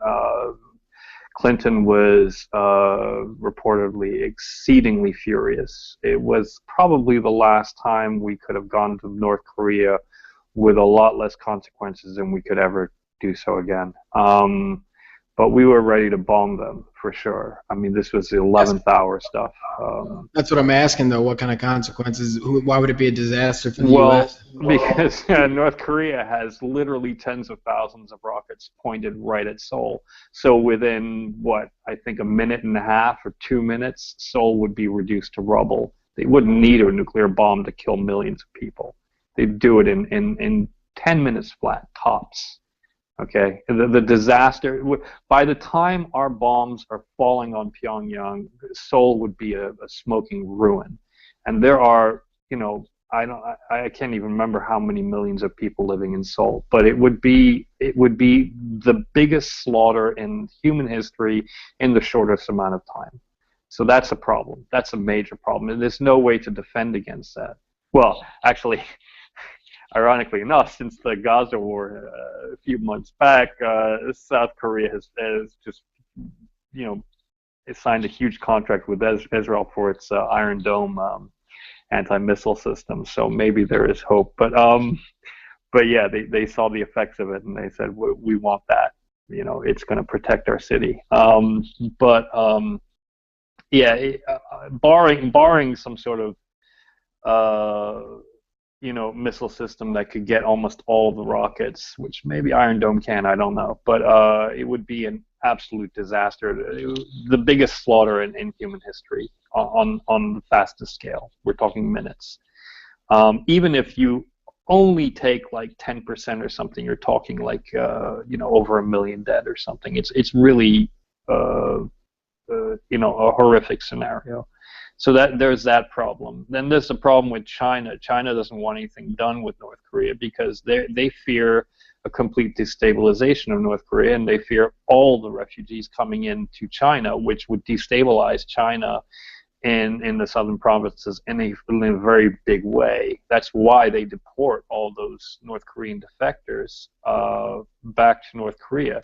But I don't get that though, because North Korean defectors ultimately want to end up in South Korea, not China.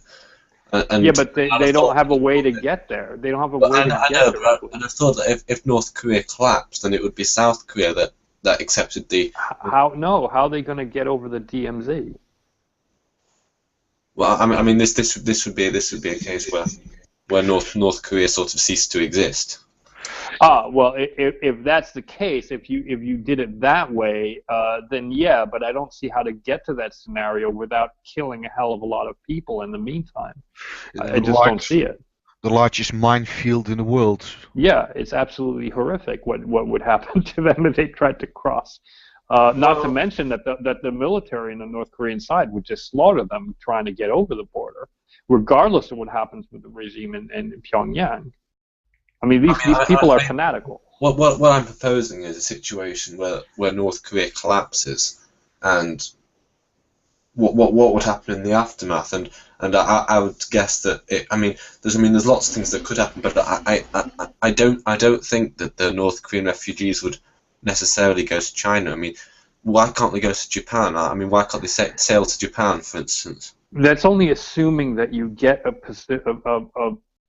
situation where Pyongyang is absolutely collapsed. The Chinese fear a slow collapse rather than a fast collapse much more, because it does mean that all the refugees would go through South China, and it would destabilize a lot about their economy, etc. They would have a refugee problem on their hands that they couldn't handle. We're talking millions and millions of people. They can't handle that right now.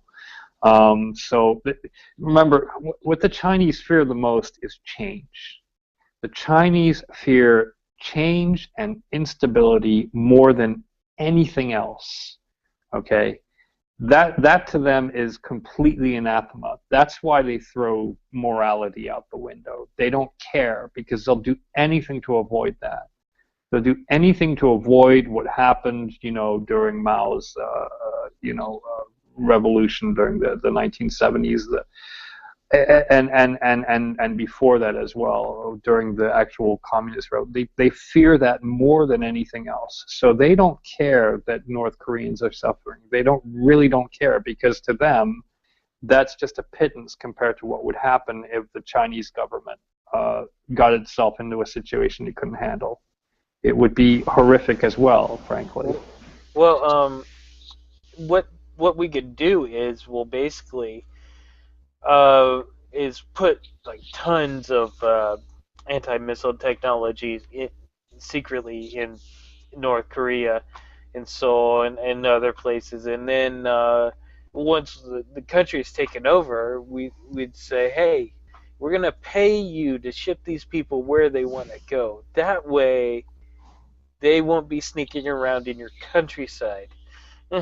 No, first of all, we don't have the money to do that, and second of all, China's just not going to allow. They don't want a war in North Korea. I mean, they'll do anything to avoid a war on their doorstep. Especially one with American troops or NATO troops involved right on their doorstep. Chinese don't want that. I also. Why doesn't China? I mean, if it's the case that China wants to avoid a conflict with America, then why doesn't China step in and sort North Korea out? Because China's the only country in the world that. Yeah, well, they've tried. It's been abundantly clear that within the last 10 years, China has taken a tougher and tougher stance on North Korea. In fact, they see it much more as an embarrassment than anything else. There are reports that Kim Jong-un and Kim Jong-il were disinvited from Beijing at certain points in recent history, and that the Chinese ambassador had very strong words with them on several occasions, which has not happened previously. So there are growing signs that China is becoming increasingly frustrated, and is very upset that North Korea is not basically playing ball. It's not sitting there just doing its own thing. It's reaching out to the world and saying, we're the best, we're here, and you're going to take it. And China doesn't want North Korea to do that either. They're not enthused about the North Koreans right now in any way whatsoever. But they don't see a way out, just as we don't see a way out, without basically causing a war, which is going to kill a lot of people, a hell of a lot of people. I think if the situation in North Korea would destabilize suddenly, and you will get a refugee stream, it would also be a great disaster for South Korea. Yeah, absolutely. I mean, South Korea is now a very wealthy country, but it's not going to be able to handle, the horror that is North Korea. It's one giant concentration camp. Yeah, but also not money-wise, but also all the people in the North Korea have been programmed, indoctrinized for decades. Absolutely. And if you would get all those people in your country suddenly over a few months period, it's a huge disaster for. There are really interesting stories. If you're on certain groups, as like I am, like Link, Liberty in North Korea, etc. You'll find refugee stories, very interesting refugee stories, North Korean refugees in South Korea and Thailand and other places, who will badmouth Kim Jong-un for what he's done recently, how horrible it's gotten recently, but who will still, and even to some extent Kim Jong-il, but Kim Il-sung is still a god to them. They will still not badmouth him. They still think that he is revered in their minds, even after everything they've been through. So it's the father and the son recently that have really screwed up in that sense, and they'll badmouth them, or sometimes in some extreme cases not even them. They'll badmouth the elite around them, but not them, the Kim Jong-un himself, not Kim Jong-il, because they do see, they've been programmed to literally brainwashed to think of them as superior beings, and they believe it. I've also heard that refugees that do make it. I've seen a documentary about that a few months ago. People that went undercover through China and ended up in Yeah, I South saw Korea. that one as well. Yep. Yeah.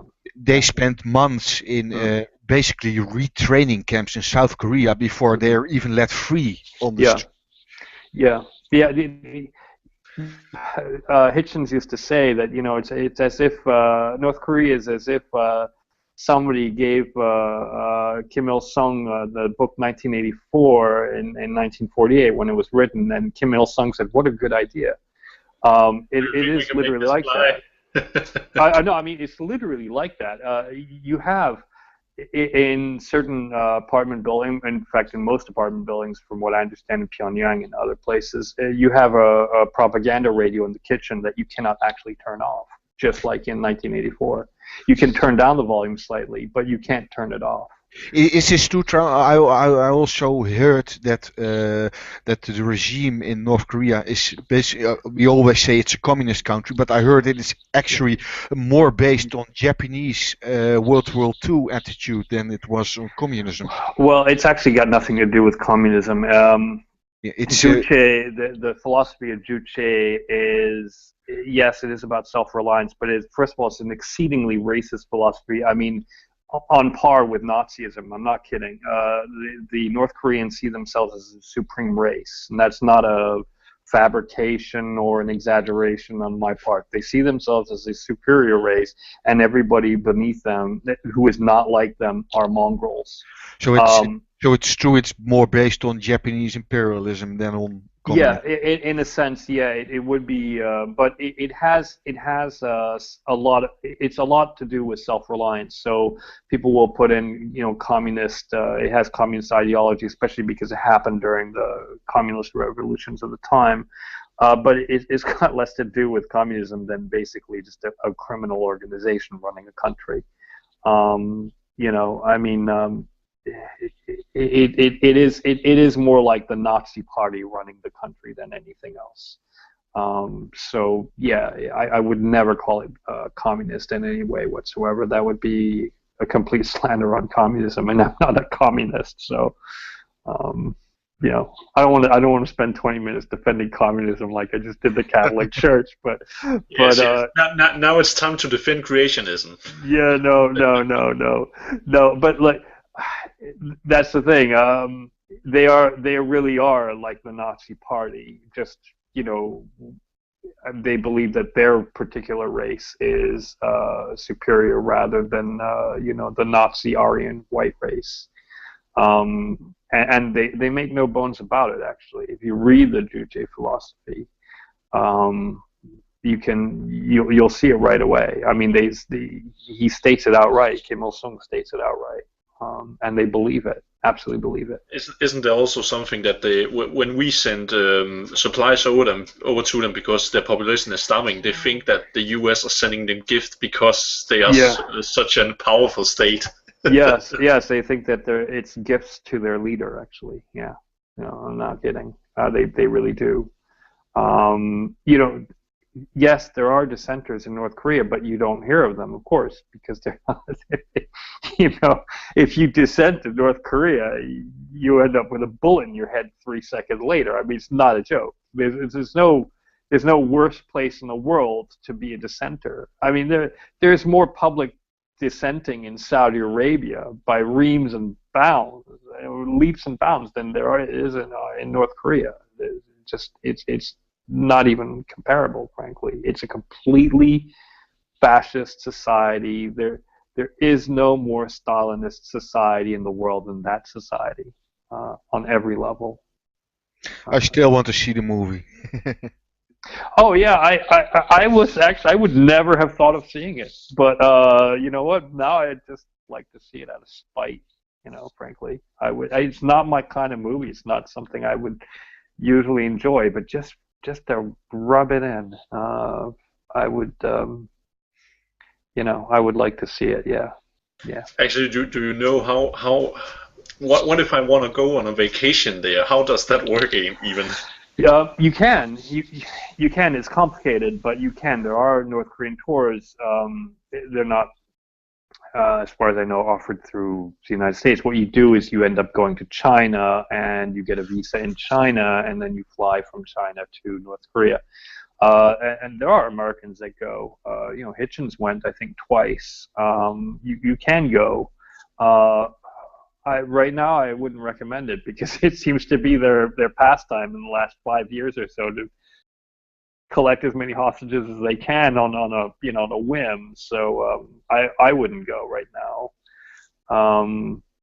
I would love to go to bear witness, but first of all, there is no more controlled vacation in the entire world than a vacation to North Korea. They don't let you see anything that you're not allowed to see, and that includes trying to shield you away from poor people in the streets, etc. Sounds like Scientology. Yeah, if Scientology ran a country, it would be like North Korea, I think. Yeah. Yeah, it's a criminal organization completely. Hitchens referred to it as a mafia, and it's true. It's a mafia family. It's a horrific mafia family, and yeah, there's no excusing it. I just don't.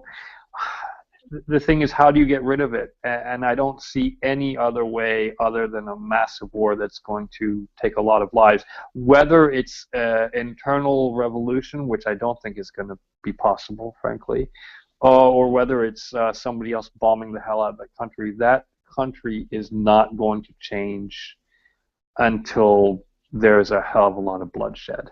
But I mean, the thing is though that even though North Korea isn't going to change, we don't know what's going to happen to become of it.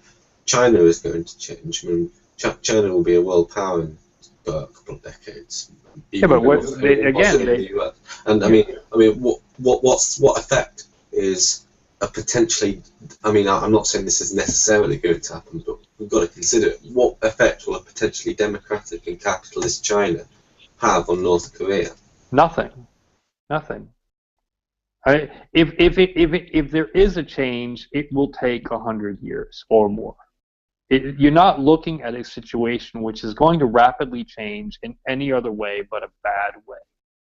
And I'm talking a lot of people dying. So I don't, look, why does China give them all this aid? We know that China gives them a hell of a lot of aid.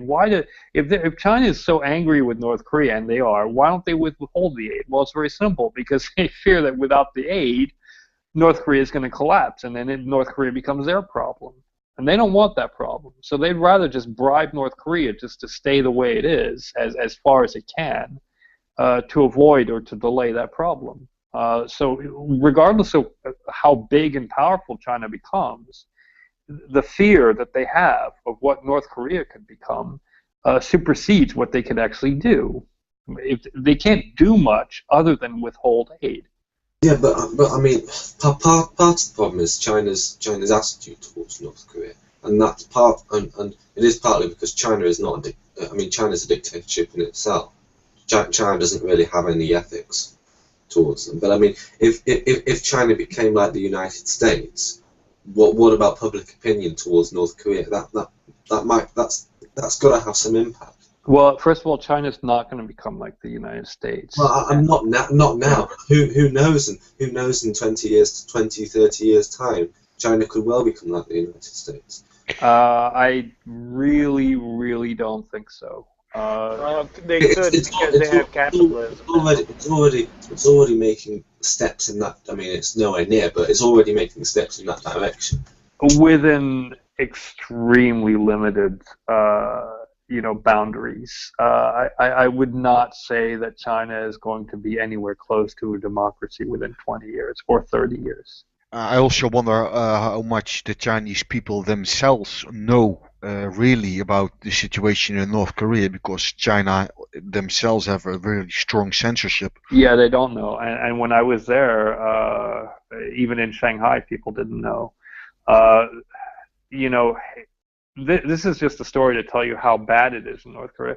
When people defect from North Korea through China, they think China is a democracy. They think that China is more liberty than they could ever have imagined.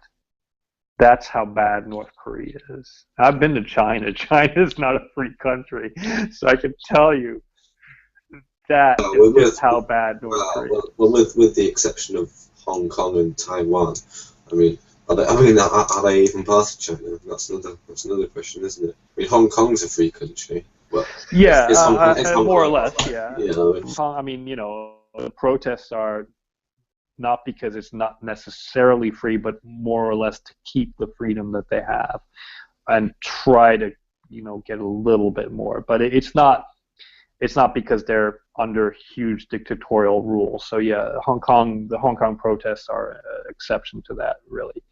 But yeah, no, China is definitely not a democracy in any way whatsoever. You know, you really have to watch what you say when you're there. If you're American and you're in Shanghai, nobody's gonna really care, but you still have to kind of watch what you do say in public, etc.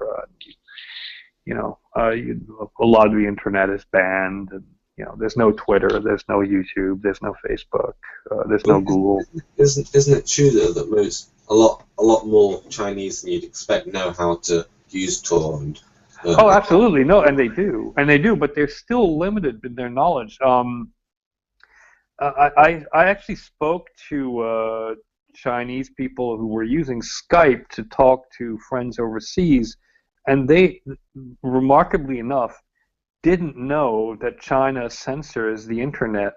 They had no idea. They thought that the firewall was basically some ephemeral sort of thing to keep out some political conversation, but not to the extent in any way that it does.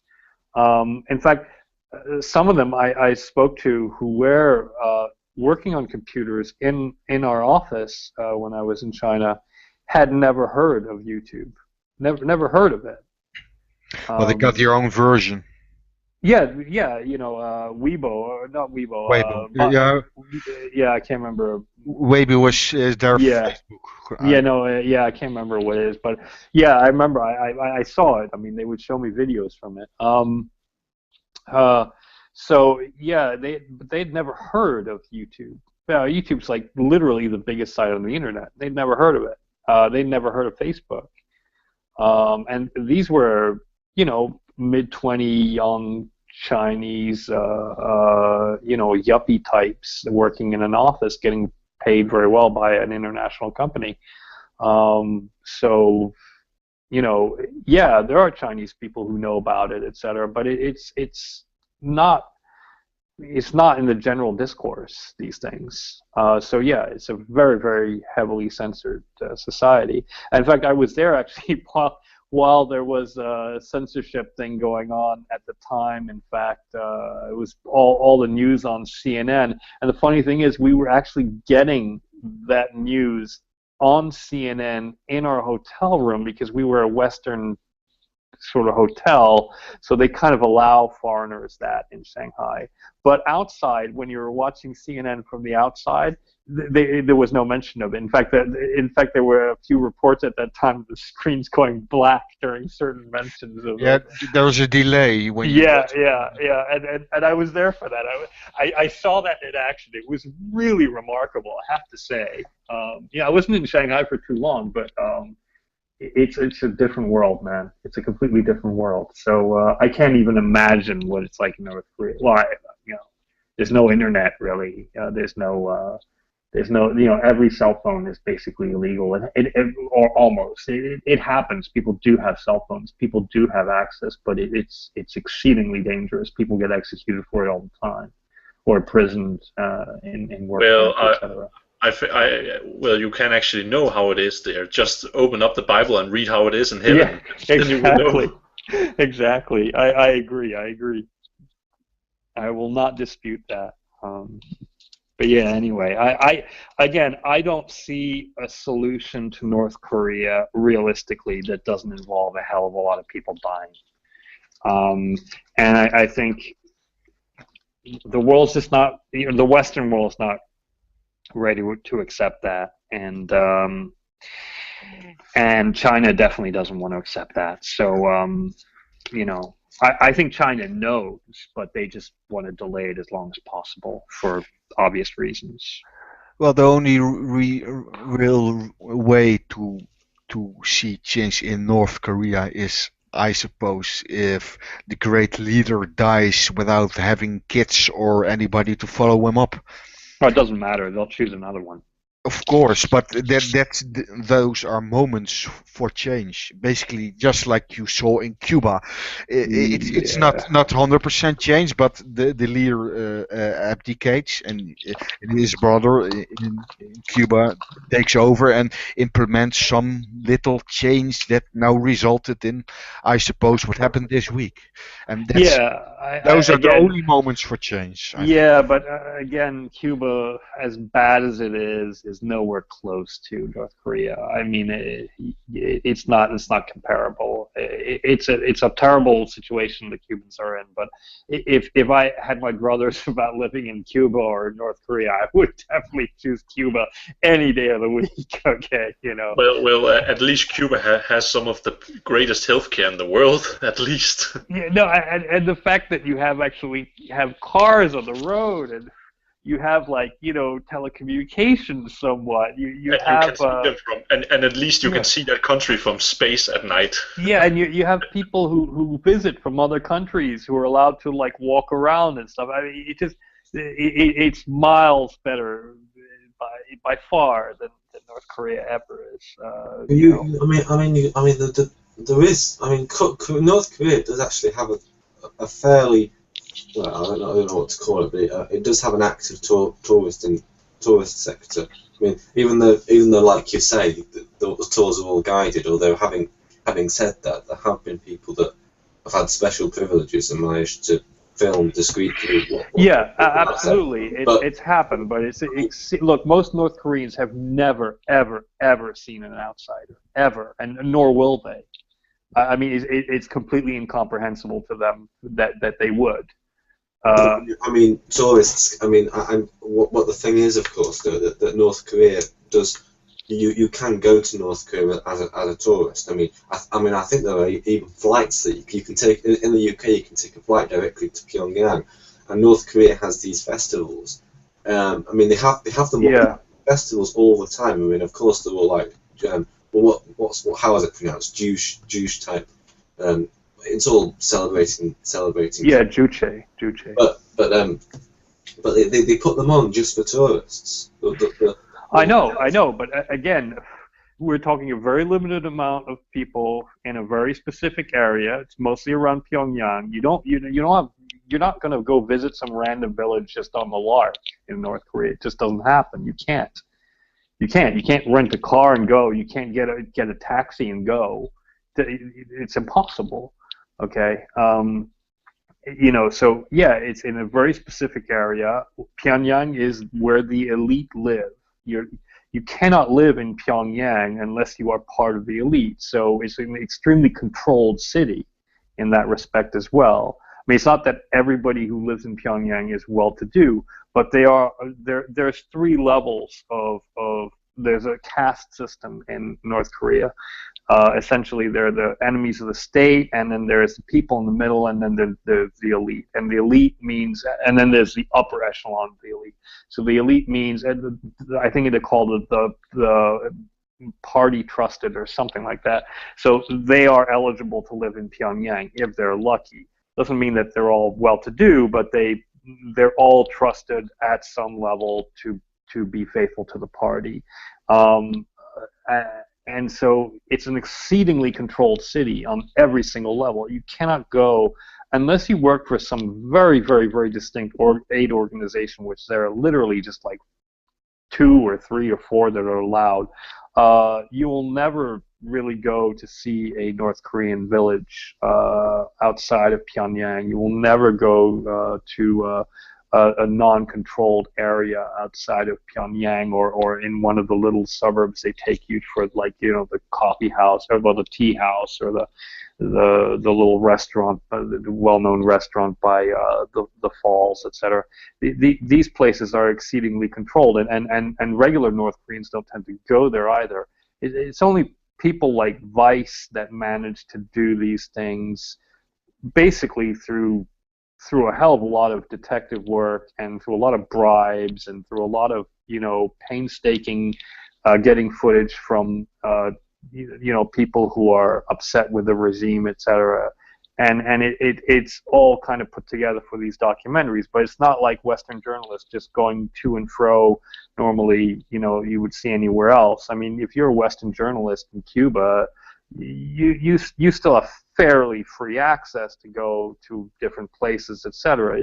This is not the case in North Korea. And even if you're part of the elite, you still run the risk of getting executed, as we saw last year, I think it was. Oh yeah, absolutely. Yeah, the uncle. Yeah. Yeah, he was executed for. Well, we don't really know why. We have suspicions, but we don't really know why per se. He was making deals with the Chinese for the free trade zone on his own, etc. And this was not appreciated. And Kim Jong-un at the time was trying to solidify his power base, etc. So yeah. How much power does Kim Jong-un really have? I mean, does he have as much power as people say he is? Because we don't know. I mean, it seems to me that Kim Jong-un is almost a bit like a puppet of. I mean, it still seems that Kim Il-sung is still in charge, even that's what it seems. Well, Kim Il-sung, yeah, well, he's dead, but yeah, but he's been dead 20-some years now. But he's still. I mean, he's still in. I mean, you know. Yeah. I would say that. Look, the fact is, we just don't know. We really don't know. We have these hypotheses, which can be sort of lined up with certain events and certain things that people have said, and a lot of it comes also from the announcements of North Korea, which it makes daily, and if there's the slightest deviation in the norm, there are people who analyze that ad nauseum as to what exactly it means, because everything that comes out of North Korea has a very specific meaning. We know that's true. So anything that they say that's outside of the norm, or it increases slightly in rhetoric, or decreases slightly in rhetoric, or has different tonal connotations, is analyzed as being something to do with what's going on in the upper echelon. But we don't know. We have nobody. There's nobody in North Korea that is spying for us. Nobody. We can't get anybody in there. It is like the mafia. It is a lifelong family, a rather large family with hangers-on in a circle of the elite that control the entire place. How are you going to get somebody in that? They have to be born to it, and you're not going to get somebody to defect to the CIA to just start spying on you. It doesn't happen. So we know almost nothing, frankly, about the power structure. We have ideas, but we know nothing solid. You heard about the read effectors? This continues to amaze me, but there have been several read effectors to North Korea. Yeah. It's much like the effect of slaves who were freed and then returned later to their masters. That did happen actually in the United States and in other places. Slaves who could not cope with it, who could not cope with freedom, could not cope with they had been so broken, so brainwashed that they came crawling back to their masters to become slaves again, or at least servants. It's the same kind of thing. It'll happen to a very small percentage of humans, but it does tend to happen. I'm not denying it. But I would say that's the same kind of thing. Well, why is North Korea? I mean, if North Korea is responsible for the Sony hacking, then why are they so concerned? Why do they find this so threatening? Because I mean, people make fun of North Korea all the time, and North Korea is so controlled. Yeah. I don't really think they don't have to worry about the North Korean people ever even knowing about this. Well, first of all, they do because lately there have been an influx of DVDs in the last, I'd say, about 3 or 4 years. Movies from the West that have made their way into North Korea because of the digital revolution. It does reach a few people. The second thing is, it's not necessarily about their people finding out. They see the world in a certain way, and they want the world to see them in a certain way. They know that people make fun of them all the time, but remember last year there was a story about a British barber in London who had a visit from two North Korean diplomats because he made fun of the dear leader with his poster in the window. It said, haircuts like Kim Jong Un or something like that. No, it's like don't get a haircut like Kim Jong Un. You don't want to look this way. And he actually had a visit from two North Korean diplomats who said it was illegal for him to do this, and that he had to take that sign down and apologize. This was in London, for God's sakes. Anyway, it was this huge diplomatic incident because they went in there. They said it's illegal and you can't do this and you're breaking the law. These diplomats, we're not making this up. I mean, it's not illegal. That guy had every right to mock him, but to them, it was illegal. To them, you cannot disparage the dear leader in public, even in the West. This is not allowed. This is not acceptable. This is a crime. And to them, that literally was a crime. So they went in and told this barber to take this sign down because to them, this was illegal. Okay? They don't see it any other way. So to them, this movie is, in fact, illegal. It is wrong. It is immoral. It is reprehensible, scum of the earth crap that they don't want to be allowed to be shown. It's revolutionary to them. It's against everything they believe in. So yeah, they're going to act against it. Absolutely. But it's funny because he had that puppet movie from the guy that also makes Family Guy. What's it called? American. Oh no, it's South Park. Yeah, I remember the American Hero thing. Yeah, it was... and you had Kim Jong Un as a puppet, and he was totally made fun of. Yeah, but back then, this was 10 years ago or more actually. Was it 2003, I think, or 2004? I can't remember. But yeah, it was 10 years ago, and North Korea didn't have the internet presence it does now, so there wasn't much they could do about it then. They could do something about it now, so they did. That's the difference, you see. Yeah. Yeah, it's a term of it means what are they capable of? What do they have the capability to do?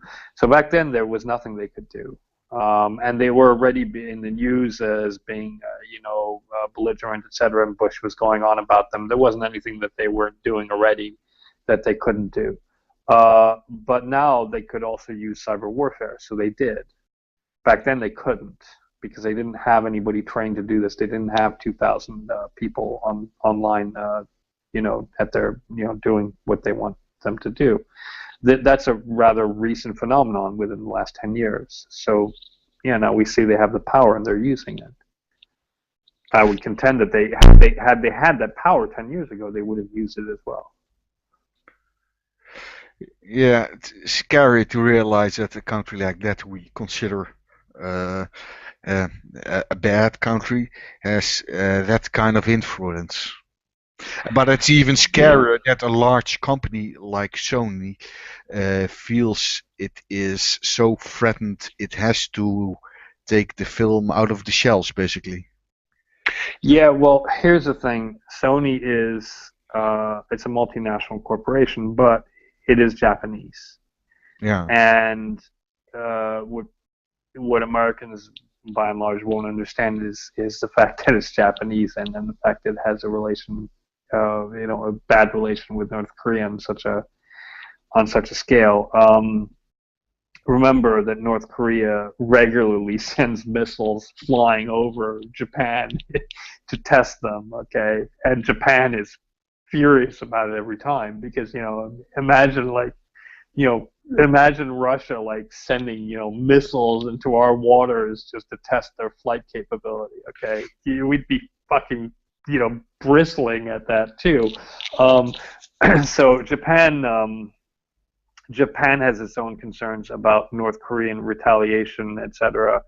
And I'm fairly certain that the Japanese government had something to say to Sony about what their reaction should be. Should they antagonize the situation or not? And also the local politics at home.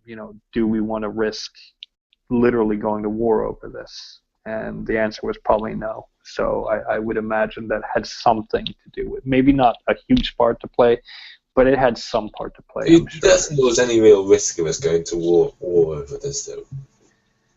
Well, you see, you don't see it that way because you're nowhere near these guys. But Japanese people see a war with North Korea as a very real possibility. It's not a joke. I mean, the people that the Japanese fear the most in their local area is not the Chinese, but the North Koreans. Okay, in terms of immediacy of war, not economic war, real war. To be honest, though, I think a war between China and Japan is far more probable than we'd all like to admit. Oh, it's probable, but nowhere near as probable as a war between North Korea and Japan. I would say that's really the foremost issue for the Japanese is the reaction to North Korea. And that's a real threat to them, a very real threat.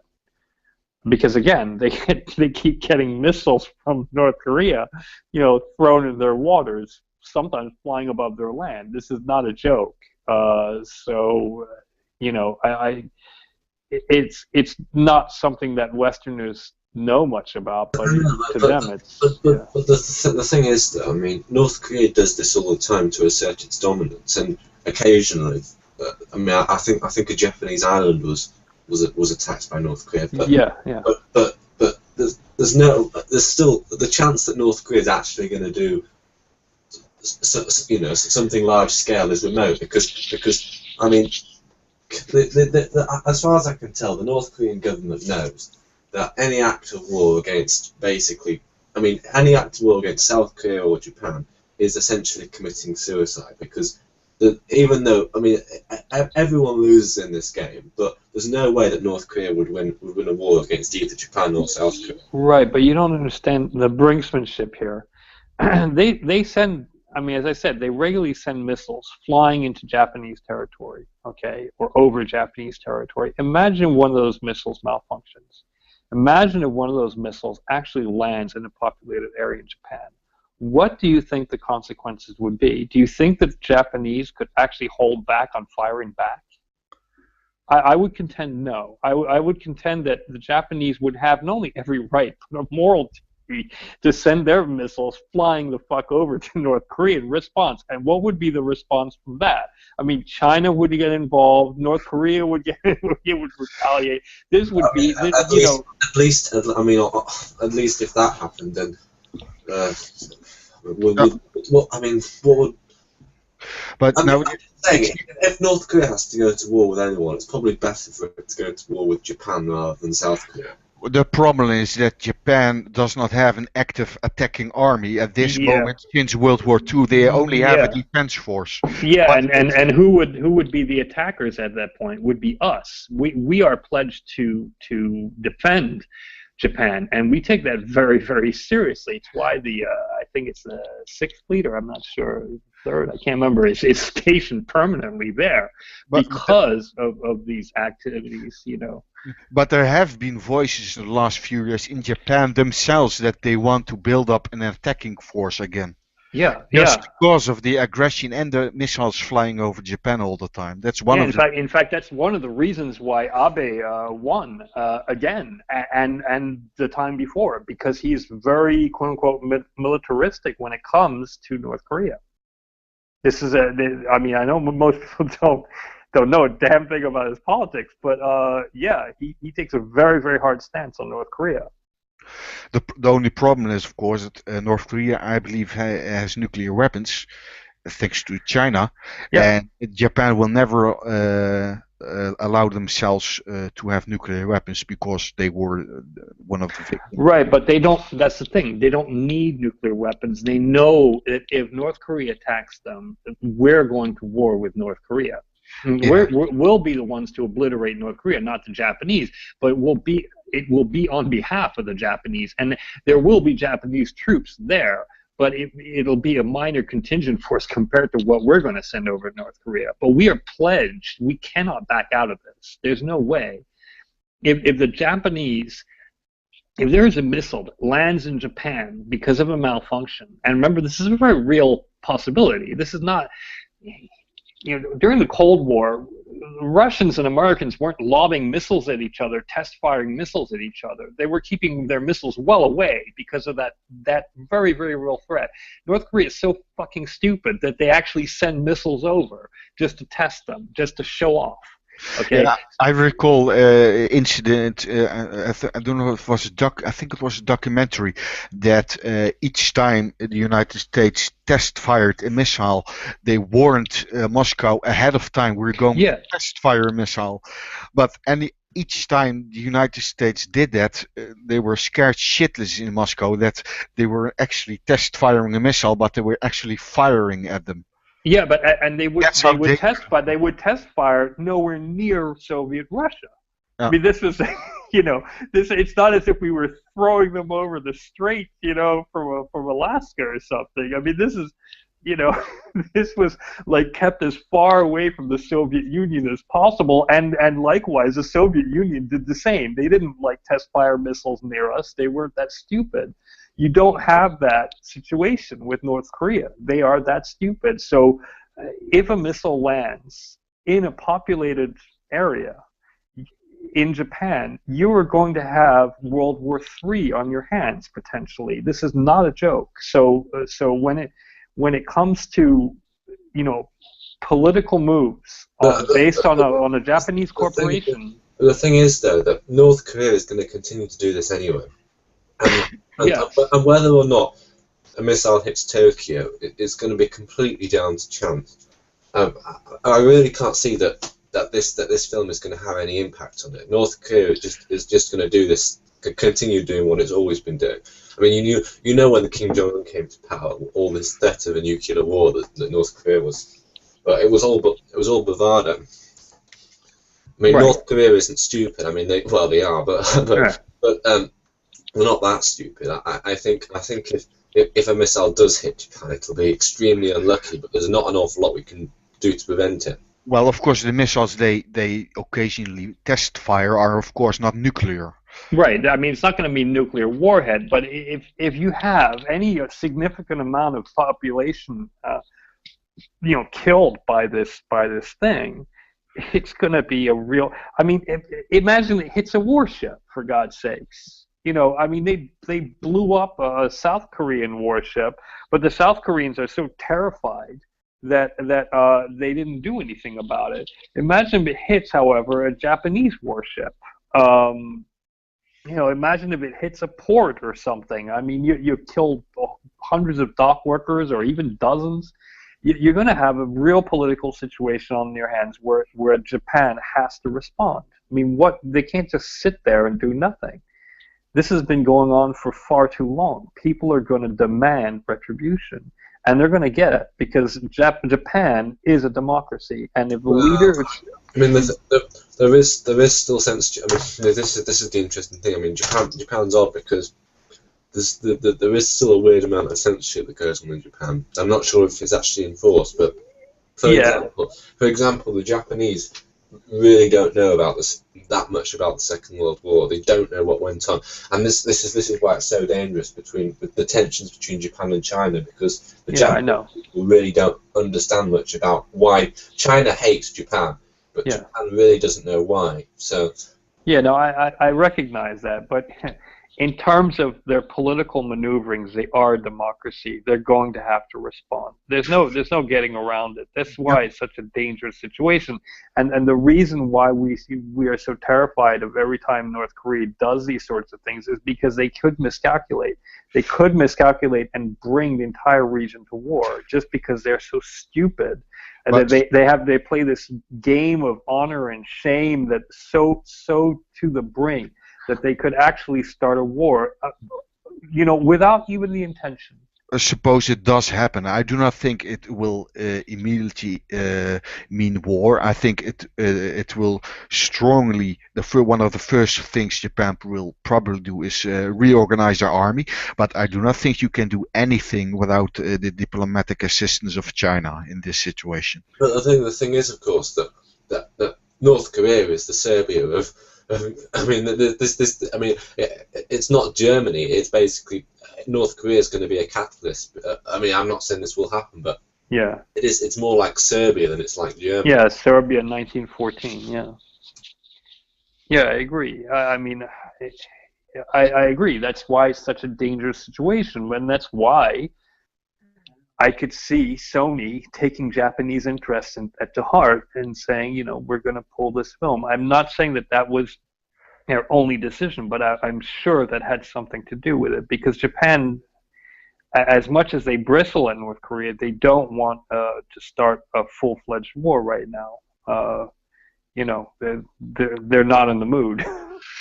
What I also think that it's pointless to nuke North Korea.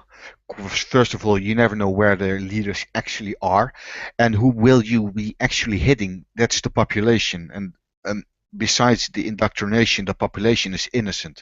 So it will have no useful effect. You will not accomplish what you want to accomplish when you nuke North Korea. Well, I don't think I said that we were going to nuke them, and I don't think I would approve of nuking North Korea. I don't think we would have to nuke them. Yeah, and also you can't, because North Korea is awfully close to South Korea. Because when you throw a nuclear weapon on North Korea, the radioactive fallout will end up finally in South Korea, and you do not want that. Yeah, Pyongyang. Seoul is what, like 10 or 18 kilometers from the border. I can't remember. It's exceedingly close. It's 40 kilometers or something like that. Yeah, I mean it's really really close. Yeah, 18 miles or something. I can't remember. It's really close. So, I mean, I don't think that a nuclear bomb would ever be the solution with North Korea, and I don't think it's warranted, even if they use a nuclear bomb themselves. I don't think, first of all, we would need to, and second of all, I don't think it would accomplish as much as very specific targeted aerial hits. So.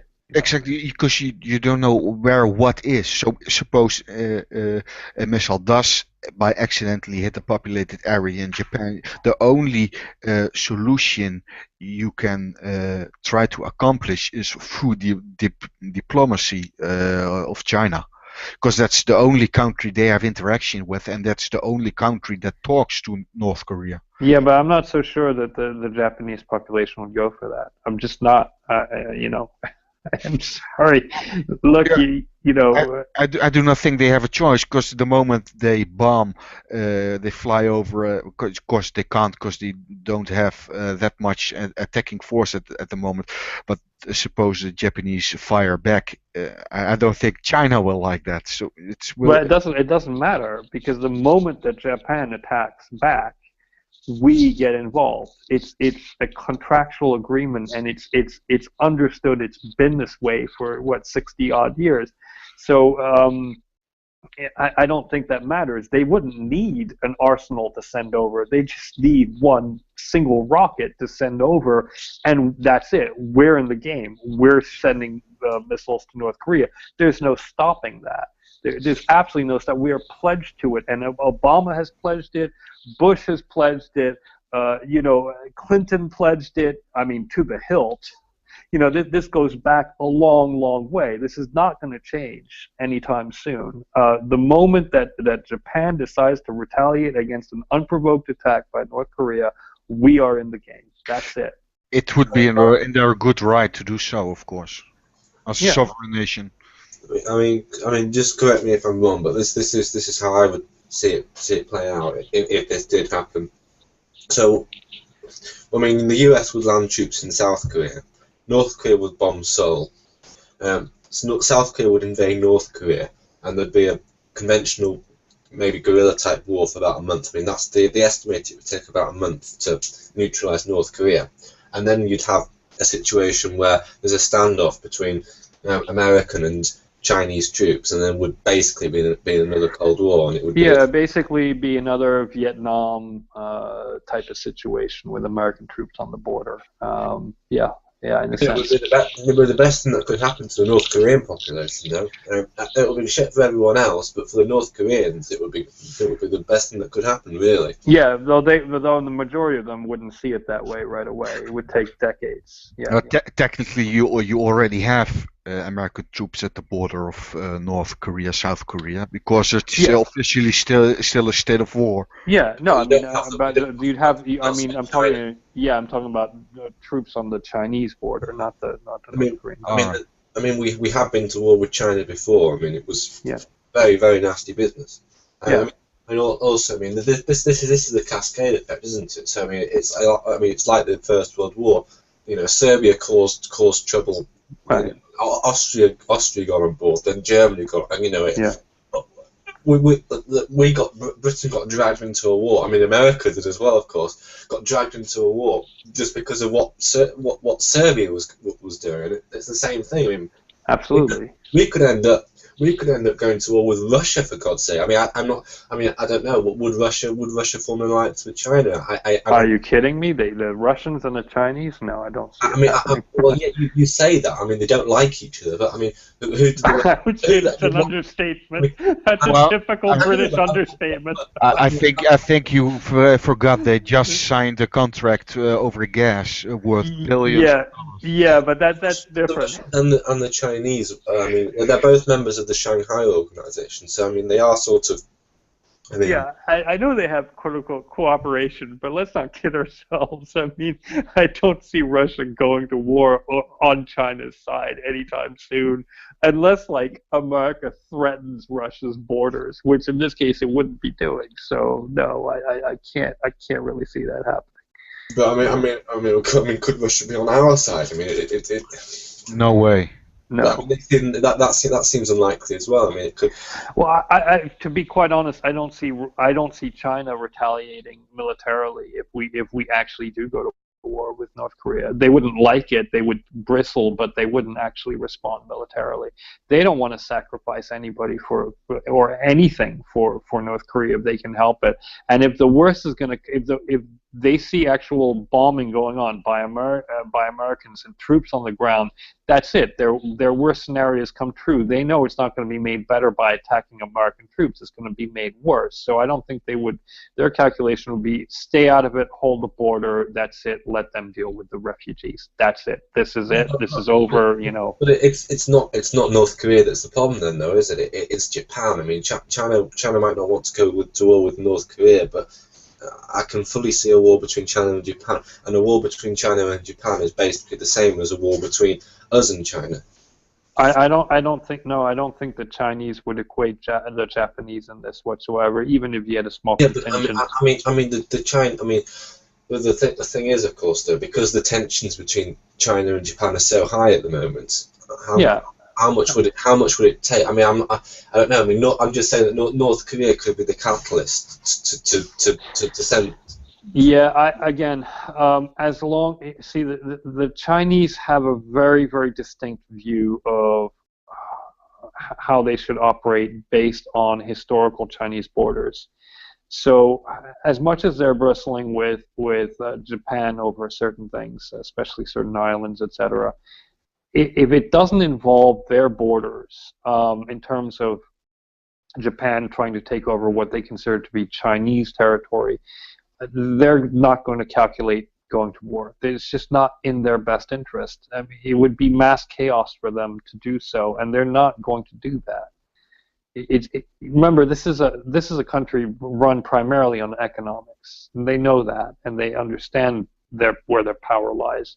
It's not a military power in that sense, and they're not going to risk everything they have, literally, by going to war with Japan with American backing in the forefront of the line. It's just not worth it to them.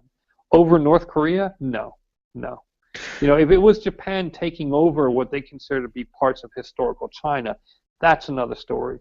But Japan's not going to be doing that. So, It doesn't benefit them. And they also have that issue with Russia over a couple of islands. So. Yeah. Remember, the Chinese are exceedingly economically based. So everything to them is, does it benefit us economically? And going to war over North Korea is just not going to benefit them in any way whatsoever. They're not interested. I also think it would be a disaster if other countries would stop trading with China. It would be a real disaster for China themselves. Yeah. I mean, they would lose everything. They're not ready for that. They don't want that. That's not what they're all about. I don't know how long ago it was, but it wasn't that long ago. There was a great famine in China. Was it somewhere in the 80s or the early 90s? No, the 90s famine was in North Korea. But China had a famine too, I think, around that time. No, not that I know of. Not in the 90s. No, not in the 80s.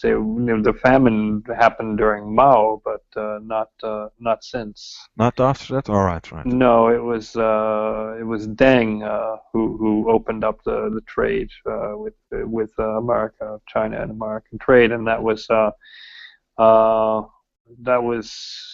in the 1980s actually. I mean, because of what had happened, 20 years earlier, etc.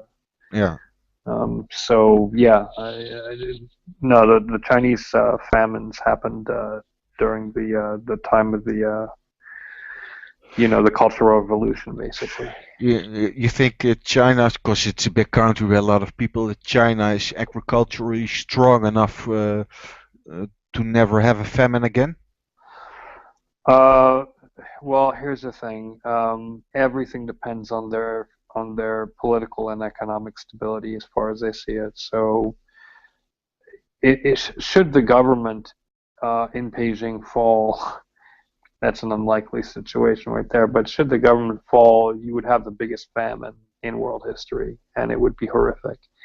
And it would make actually the deaths in Seoul by a North Korean attack look like a pittance, frankly.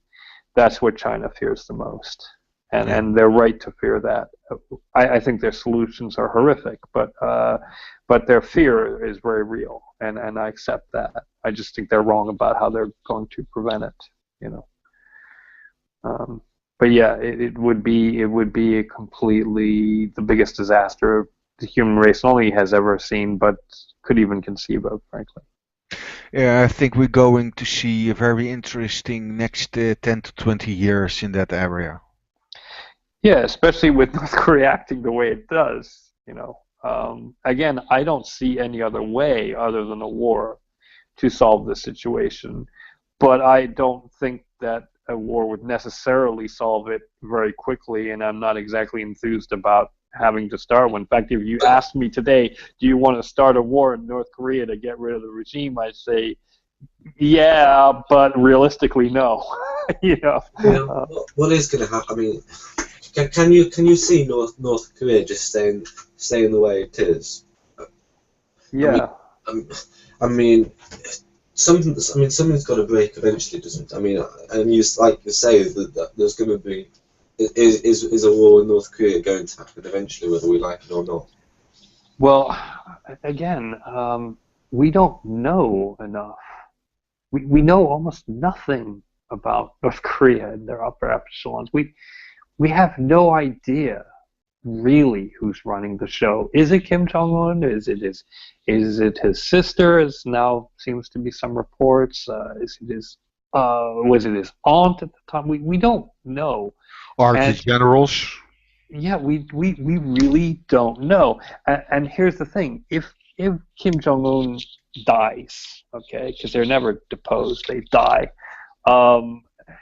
Will that change the minds of all the North Koreans in North Korea about the legitimacy of that government? No, they're completely brainwashed. Anybody else who comes to power and is supported by the elite, they'll accept as being the leaders.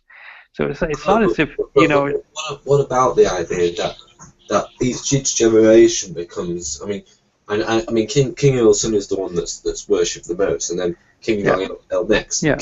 Compared to his father and especially his grandfather, Kim Jong-un is nothing compared. No, I agree. I absolutely agree. And there are signs of discontent, but they're far and few in between. Again, I mean, yeah, it's more public now than it's ever been, and now people have more access with cell phones than they ever had, and people are actually watching certain Western shows and shows from South Korea, etc., are completely illegal, but and they could be shot for doing so. But it is happening, and there was a wonderful documentary about 8 months ago or so, I think it was, where they actually had footage from a woman telling soldiers off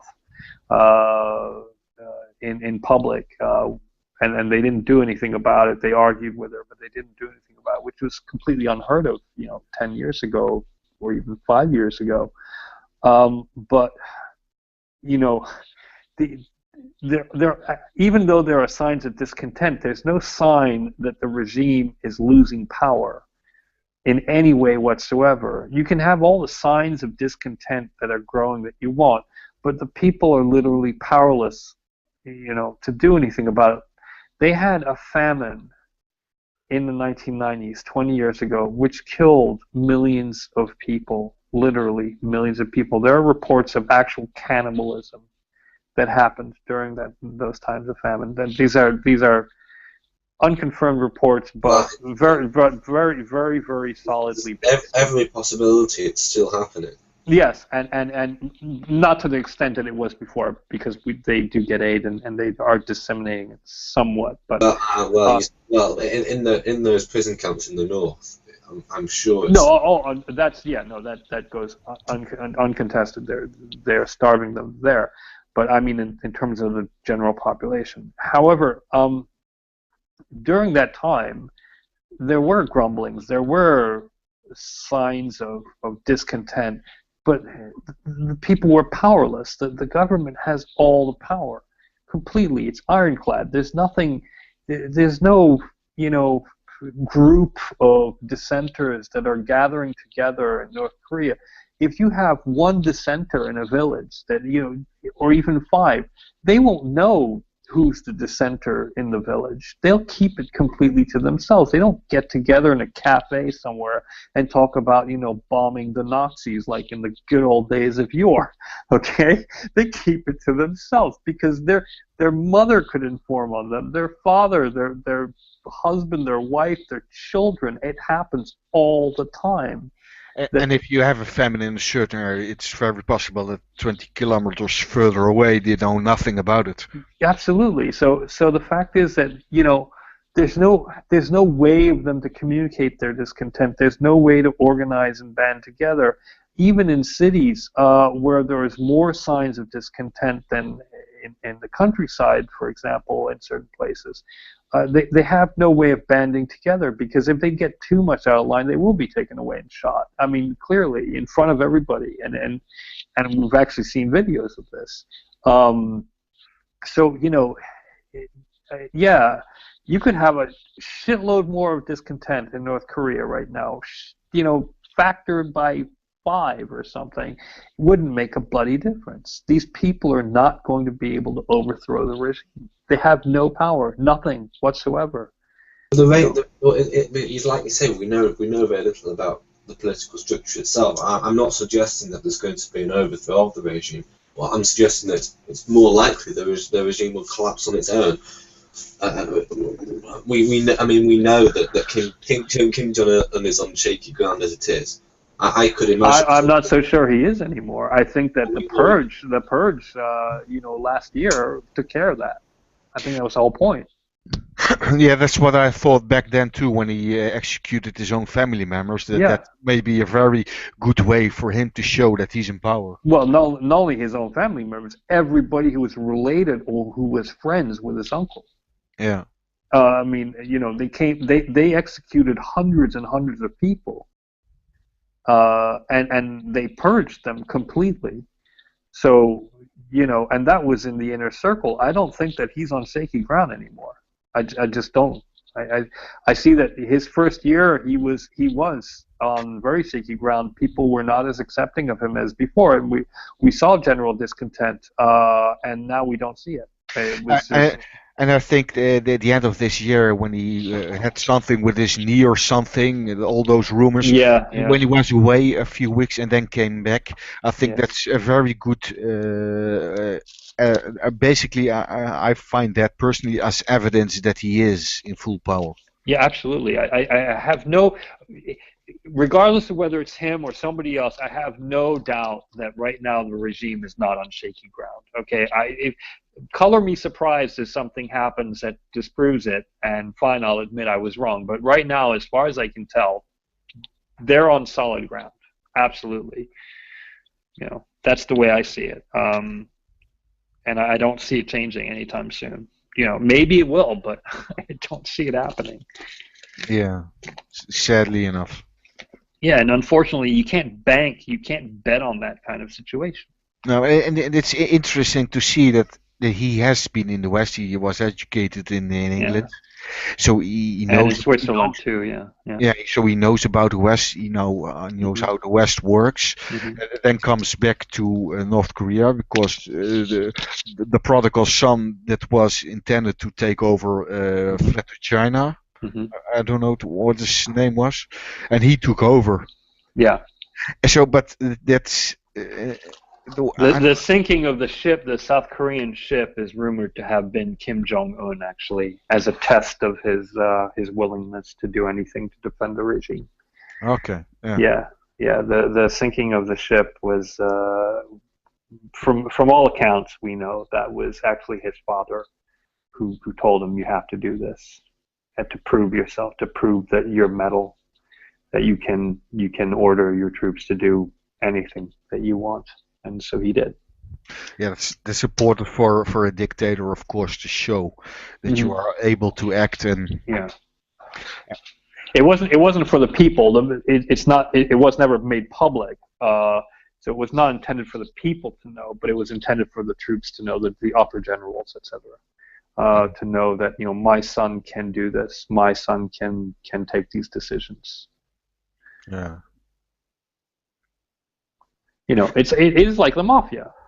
It's exactly like the mafia. To get into this cartel, you got to kill somebody. Then we know you're okay. You're going to be a made man. So go ahead, sink that ship, and your life is going to be okay. Well, basically, it's not a communist country, but it's a Stalinistic way of acting, because that's basically what Stalin did: murder everybody that opposes you. Yeah. And he did that for decades. So. Yeah. Yeah, well, actually, Saddam Hussein used to do the same thing. Yeah, exactly. He used to give a gun to his kids or a gun to his trusted lieutenants. Say, shoot that guy. Yeah. Shoot him right there. He's your friend. Shoot him. That's how we gained power, enter the parliament, and you go outside, you go outside, you go outside. Yeah, have you ever seen the video of that? I've actually watched it. It's an incredible moment. Yeah. Incredible moment. You see a guy in full power. Yeah, absolutely. And every single person who's taken out is shot right then and there. Yeah. Yeah, it's the same exact thing. Yeah, it's difficult how people can think like that, because I'm an atheist. I believe in evolution, and I believe in reason and common sense, but that there's something in us humans that can make us act and do things like that. And it's not always about religion. I always say religion is not the really bad thing, it's power. And it's just like you said, I heard a story of the Italian police arresting a mafia boss, and I'm not sure which boss it was. But they had been searching for that guy for decades, and he was somewhere from South Italy, and do not exactly know which mafia organization, because you got several ones in Italy, and he was the boss of the big drug empire, and he was worth billions. And when they arrested him, he was herding sheep in the mountain. Yeah. And the police were amazed. They were searching for him for decades. Yeah. And they asked them, you are worth billions. Your organization is worth billions, and you are here in the mountains, in a farm herding sheep. And the boss said, basically, you do not understand. It's not about the money. It's about the power. Yeah. Yeah, we need Fabio in here to come comment. It may be a legend dies, though it may be not 100%. No, it's I've heard similar stories. It's true though. It's true. It's nothing to do with the money. The ones who are the hot shots, the ones who show off with the money, they're the ones who get caught. The real smart ones are the ones who Exactly, and that for me that's the same way how religion works. Big religions just look like a country like Iran. It's not. It's the small religious elite that has the power, and it's the power that's more important than anything else. Yeah, yeah, I agree. By the way, it's almost 1 o'clock for me. I know we're over an hour over the limit. I think we should call it a day. Anyway, it's been a good session. It hasn't been particularly Christmassy. All the topics have been rather morbid today, actually. But yeah, well, you know what? The world is a morbid place.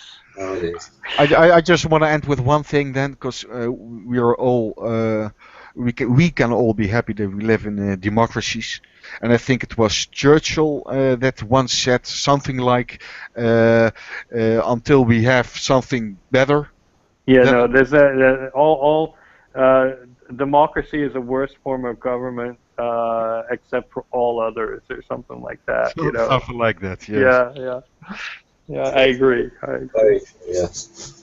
Okay, so thanks everyone. Add me to your circles if you want a weekly and bi-weekly invite, and see everyone in 2 weeks' time. See you in 2 weeks' time, and Happy New Year. Yeah, Happy